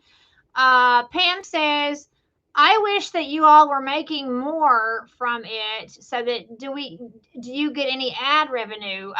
Well, yeah. I mean, we're averaging between $400 and $600 a month, which is pennies on the dollar. And we've already had that discussion that that's not bill paying money. $400 to $600 a month is just not bill paying money. I mean, every penny counts, and it's nice to have, but that's what we're averaging.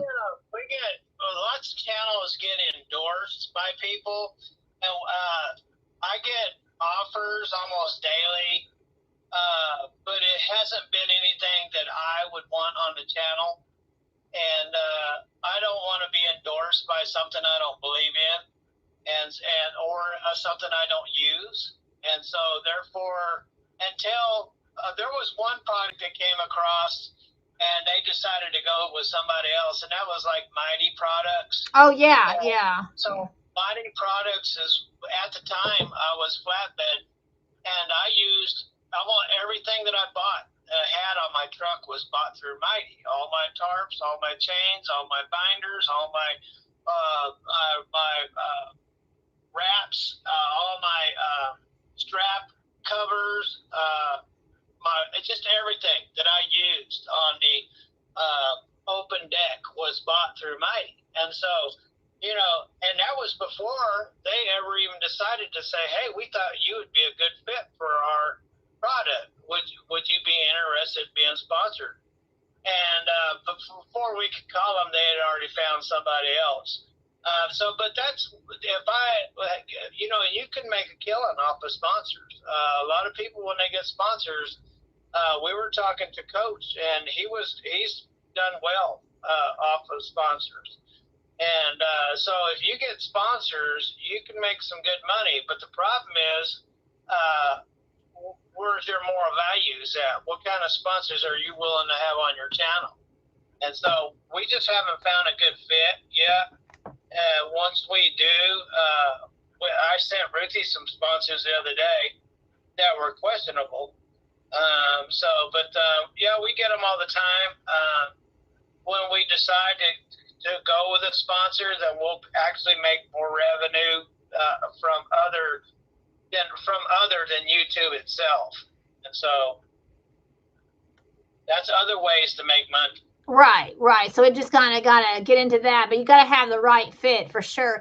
And it was kind of sad about Mighty Products, because that's actually something that Stephen actually used, is the Mighty Products. And so that was disappointing, because that would have been a good fit, because he actually used the product. I'm always getting people that want me to sponsor their battery pack that airs up their tire and blah, blah, blah. And I'm like, well, now I would look like some kind of idiot out there trying to talk about some little battery pack that I don't ever use. I would never use. Right. Doobie Dobbs, definitely AJ is a great choice to keep the family business rolling. He likes the idea that you're going to pay AJ to be an editor. Pam says, is it allowed to do lives while driving if the camera is in a holder? Yes. If it's all about being hands-free. My problem is, for doing a live has nothing to do with it being, you could do lives, but my problem is is being 64 years old and looking at the road in the mirrors. I can't get my eyes to adjust fast enough to look at the small print to read what people are saying. And so there's no sense of me doing a live if I can't communicate with the audience. Right. That's correct. But everything has to be hands free in the truck. She says, I tell kids that's a good job to be a writer for social media too. Doobie says, I love to see your family keeping your hard earnings in the family. I have hired my kids many times in business, and it's such a blessing. Yeah. Oh, wow. Now that bird is the tufted titmouse. And that is actually the name of the bird. I'm not being stupid or crazy. It's a titmouse. It's called a tufted titmouse is the name of the bird, which telling me that it's 5 o'clock Central Standard Time.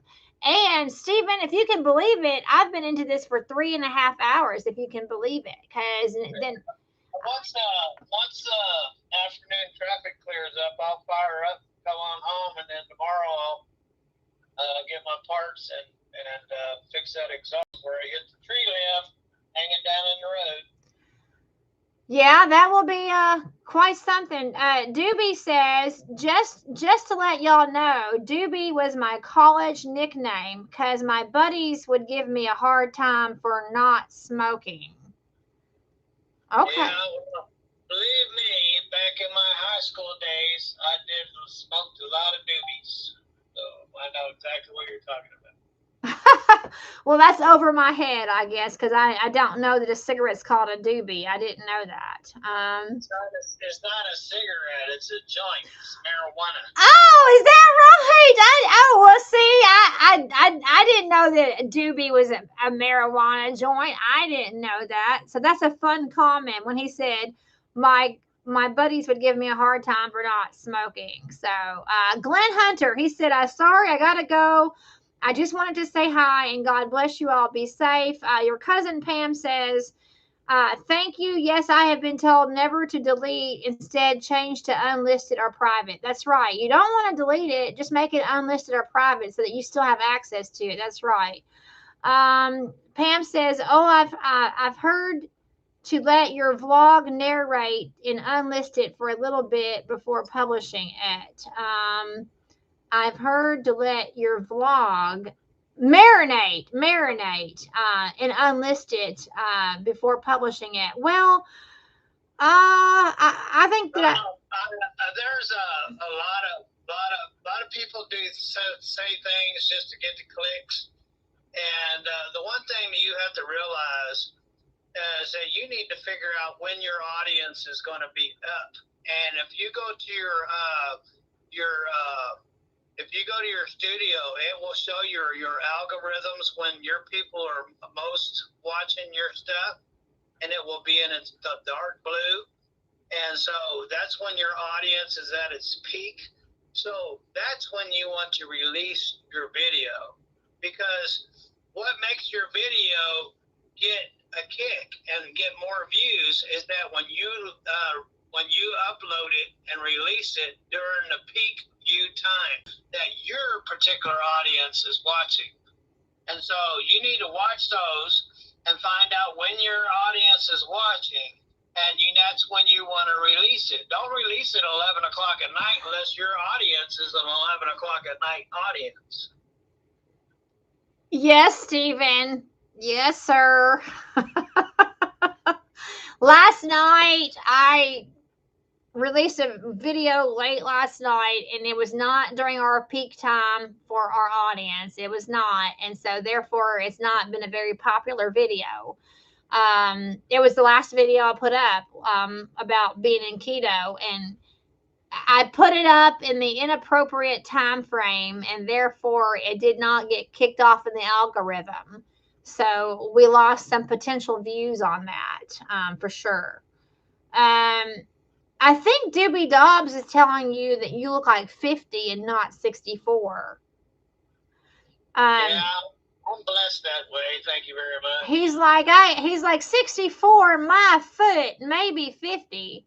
So he doesn't think you look like you're 64. Yeah, well, I appreciate it. That's a blessing that's been passed down from generation to generation. So Pam agrees that not to endorse products that you don't use. That's right. And then also you can put links in the videos for the products that you have. That's right. And then, man, your cousin types fast. And she says, oh, and I agree that AJ is very bright. His editing is needed for many, and you can start an LLC and pay him from that. Probably we'll have to do that at some point. I don't. AJ is very, very excited. He spends time currently planning and making plans on what he wants to do with the channel. And I told him, well, we'll work on that when you get to the truck, because he's got ideas that I just totally don't agree with. But anyway, he's real excited because I'm going to open a bank account, give him a debit card, and allow him to start using it with my permission. He cannot do it without my permission. I need to know what it is that he's doing with his money, and he has to have my blessings before he spends it. So he'll get a bank account, and he will get a debit card, and he'll learn how to watch his money and spend his money. And we're going to have a blast. AJ and I, when we were hanging out the last time, AJ was really our audience at the time when AJ was in the truck. Our audience really took to AJ being on the road with us. So, oh yeah, and that was 2 years ago. Yeah. And that's how our friend AJ, big AJ, he is a big man. I stand up to about his armpit. And anyway, big AJ, that's how he was drawn to the channel, because of our AJ. Yeah, his name is AJ Rodriguez. He's from Puerto Rico, AJ Rodriguez. And they met there in Jacksonville, Florida. And he's been to, and in fact, 2 years ago today, which was Memorial Day, on May the 27th, 2024, 2 years ago today, AJ Rodriguez was in our home, in our house. And so, that's a fun fact that we're talking about AJ Rodriguez, and it was 2 years ago he was in our house, and he really enjoyed little AJ. So it was big AJ and little AJ. Pam wants to know where you are right now, Stephen. Where is Stephen? I am in Cookeville, Tennessee. I am at the exit at the well-known Semi-Casual, which is a trucking outfit that used to be, they used to make glider kits, but the government shut them down, and now they customize trucks. And that's where I'm at. I'm in Cookeville, Tennessee. There you go, Pam. He's in Cookeville, Tennessee, and you will be home tonight then, and passing through and have to take care of those problems. How far away is Cookeville, Tennessee? 3 or 4 hours? To the house? Yeah. I don't know. It isn't that far. So Pam says, Pam was laughing at that comment about Doobie Dobbs. She said, he, Stephen, we know about the Doobies, ha, ha, ha, from Family and Friends. So she's laughing at the Doobies. So y'all are saying that a doobie is another word for a joint? Is that what y'all are saying? That's what it is, Brittany. I had no idea. I am so sheltered. I had no idea that a doobie was a marijuana joint. I had no. How many times when I was young that I said, hey, let's go smoke a doobie? Well, so then anyway, his YouTube handle Doobie Dobbs is because his friends gave him a hard time for not smoking. That's funny. I'm so glad he shared that with us. That's funny. I had no idea. Now, see, I live under a rock, don't I? That I didn't know that a doobie was a joint. I'm 183 miles from the house. Okay. So that's roughly what, 3 hours? I guess. 2.8. So Okay. yeah, it's 3 hours. Pam says, thank you for the great advice. I have often posted at 11 p.m. because I was trying to push my videos out before I went to bed. Yeah, well, that's what I did last night, Pam. And Stephen, If you go to your studio, and you click, I forget what it is, but if you go over to the top of the browser in Studio, and you go to your analytics, and you go over to I think it's about the 5th chapter, you click on one of those, and it will say more. And then you get into the more, and then you go down there, and you'll find a grid. And what that grid shows, it shows when your peak audience and what time of the day that you have a peak audience.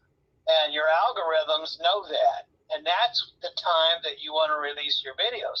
And so let's say you finished your video and it's 11 o'clock at night. Well, when you choose to upload, it also gives you a timer. And it can ask you what time. And you want to set that release time for the time that your audience is at its peak. That way you get the most views when your video is released. And when the more views you get when it's released, the more the algorithms will push it out. Yeah, that's true. And again, lessons learned, because like last night I was just, I don't know what I was thinking. I wasn't thinking. That's just it. I wasn't thinking. And so I had composed a video, and instead of setting it on a timer, I just released it like late last night at 11 o'clock. Well, that killed the algorithm because our people who watch our videos are not normally up. So yeah, that wasn't cool. And yes, so even after 6 years on YouTube, I still make mistakes. Pam says that great job. My dad paid us to wash his truck. It was a great way to teach us about money as a 13 through 16-year-old. So so I guess she's referring to you about paying AJ to edit videos, I guess. And then she remembers AJ Rodriguez. She said, "Oh, I remember seeing AJ Rodriguez when you guys met up with him. I think it was 2 years ago." Yes, it was 2 years ago. Yes, we met AJ Rodriguez 2 years ago, and I still can't get over the fact that 2 years ago today he was visiting in our home on Memorial Day 2024. Doobie Dobbs, you're a refreshing soul, Miss Ruthie. Your innocence is much respected. Don't let anyone offer you a doobie. Well, yeah, that's he got a kick out of that I did not know that a doobie was a marijuana joint. And but that's a very nice comment. You're a refreshing soul, Miss Ruthie. Well, thank you very much. And yeah, Stephen told me that one of the things that really attracted him to me when we were dating before we got married, Stephen said that one of the things that he really liked was my sense of genuine innocence in a lot of areas in my life. And that, I'm just not tainted by the things of the world. Stephen, and it kind of used to be offensive. I will tell you, Doobie Dobbs, that this kind of used to be offensive. Stephen would say that I've been sheltered. Oh, you've been sheltered your whole life. You're just sheltered. You haven't experienced the world. That you just don't know what the world is like. You haven't experienced the world. And so he was saying that my sense of being sheltered and my sense of innocence was very attractive to him for all the hardships that he has experienced in his life. So that's a really fun comment, saying that I'm a refreshing soul. So thank you, Mr. Doobie Dobbs. And but I had no idea that your nickname was about a marijuana joint. Didn't know that.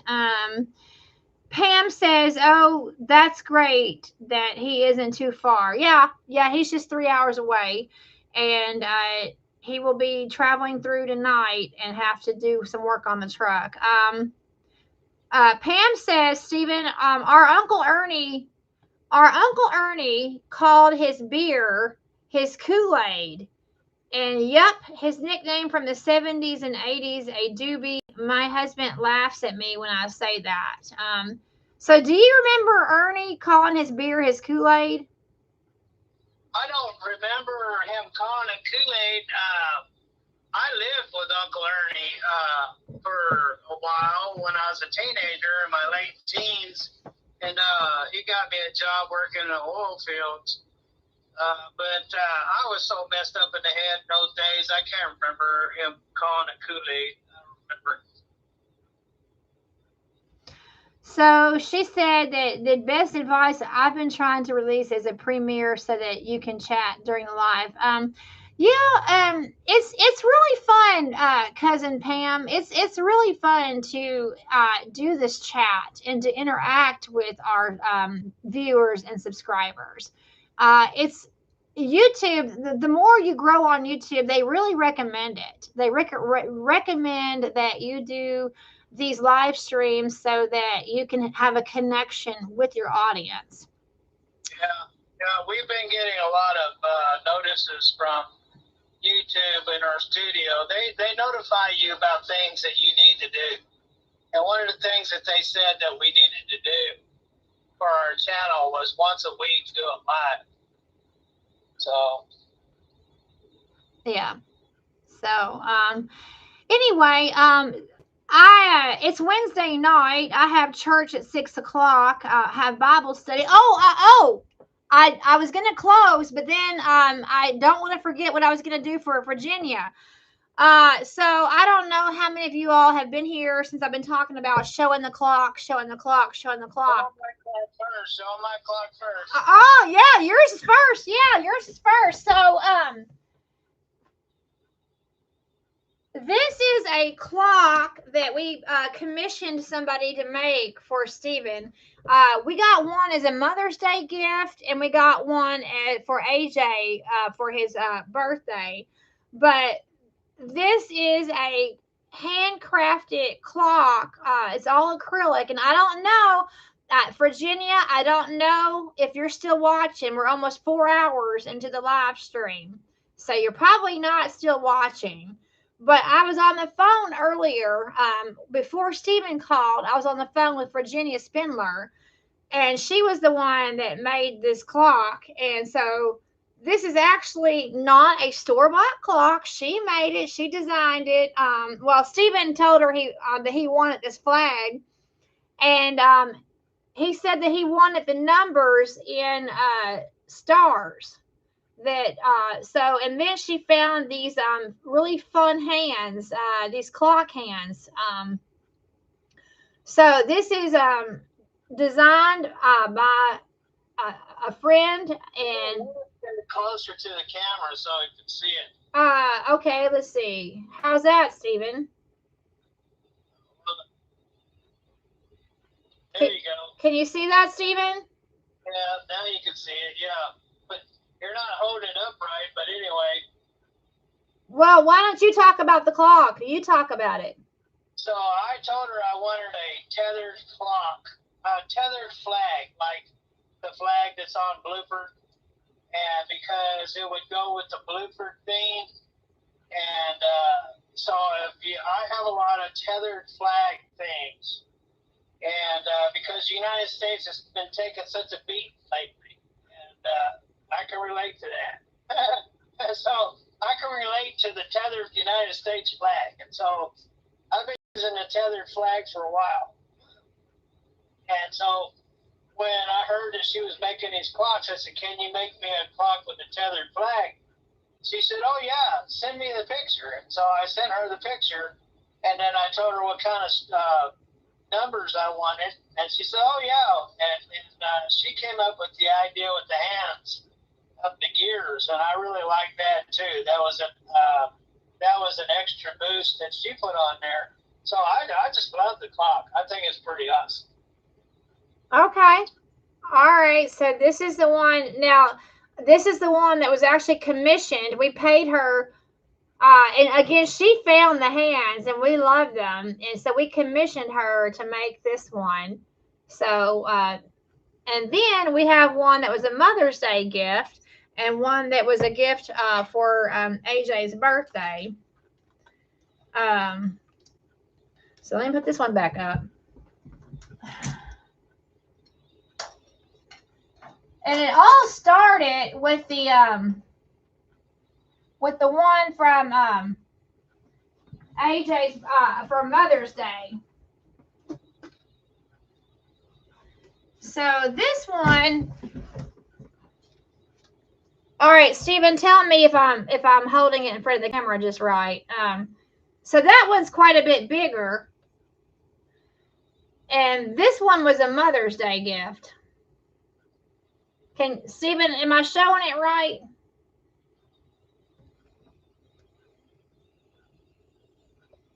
Stephen.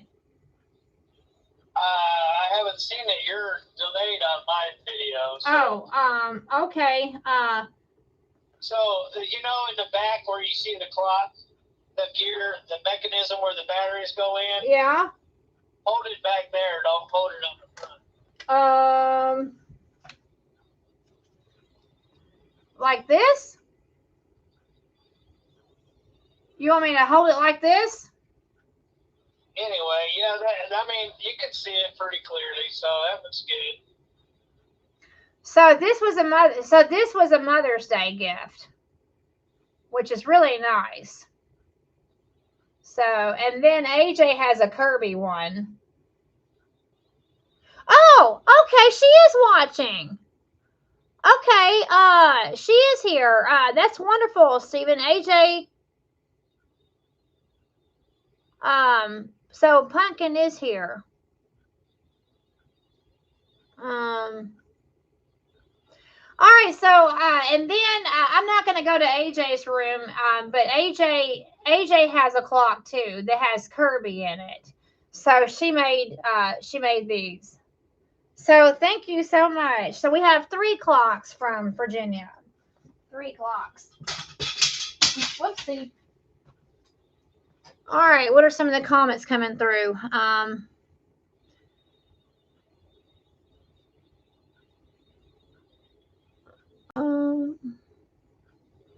Did you knock the hand loose? Why is that hand moving around at the bottom?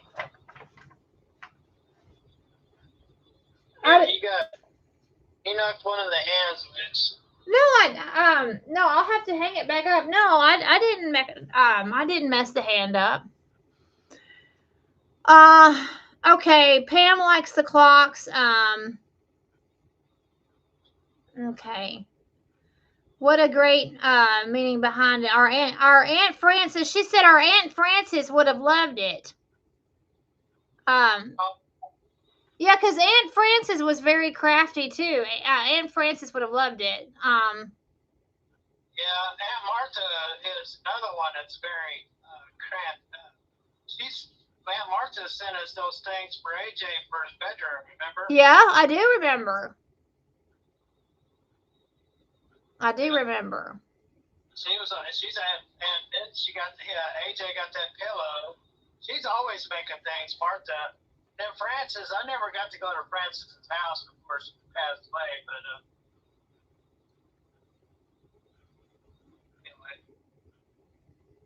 Okay.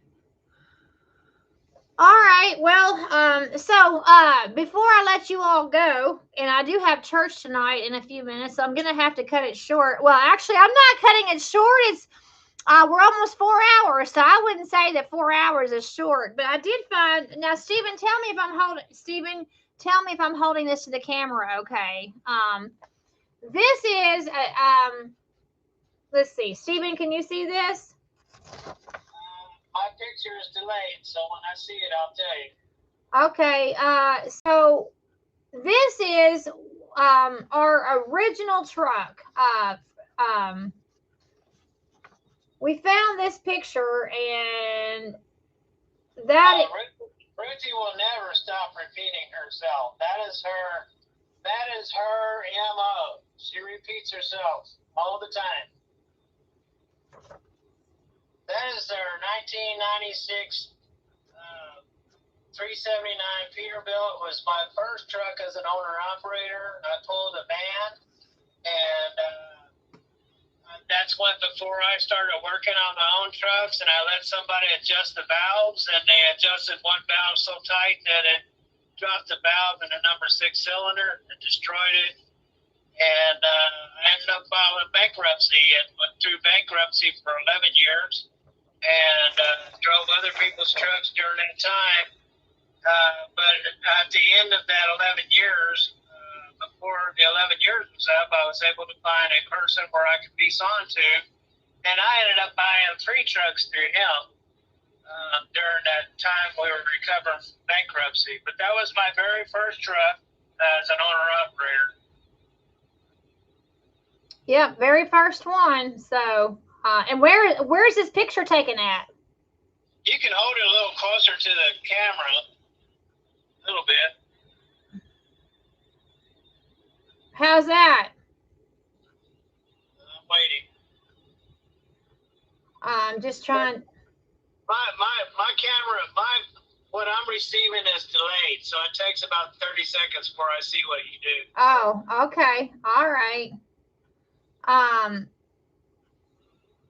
right, you all. So this is Stephen's first truck. It's a 1996. How are you seeing it now, Stephen? Yeah, you're just not holding it right, but anyway, that's fine. That's fine. Okay. All right. All right. Well, anyway, oh, Ken Burns, you're just now. I'm sorry, Ken. You're joining us at the 4-hour mark, and I'm about to get off here. Ken Burns says, hello, Ruthie and Stephen. Great live stream. Well, thank you very much. Appreciate it.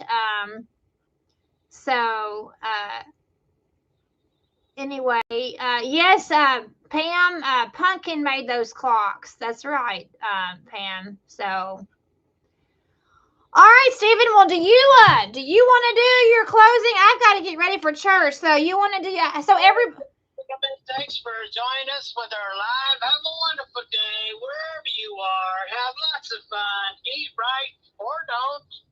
Either way, lots of fun. God bless. And later. Y'all got to hear his closing on the phone. Isn't that something? All right. Well, I do have church in 30 minutes. I have church for Wednesday night Bible study. So, and Rick said that it is a Rick-sized live stream. Yep, we made it to the 4-hour mark. So we're officially 4 hours in. So everybody, thank you for joining me for 4 hours. Appreciate it. And I'm really excited to see you in the next video. All right, y'all take care. And thank you for joining me for 4 hours.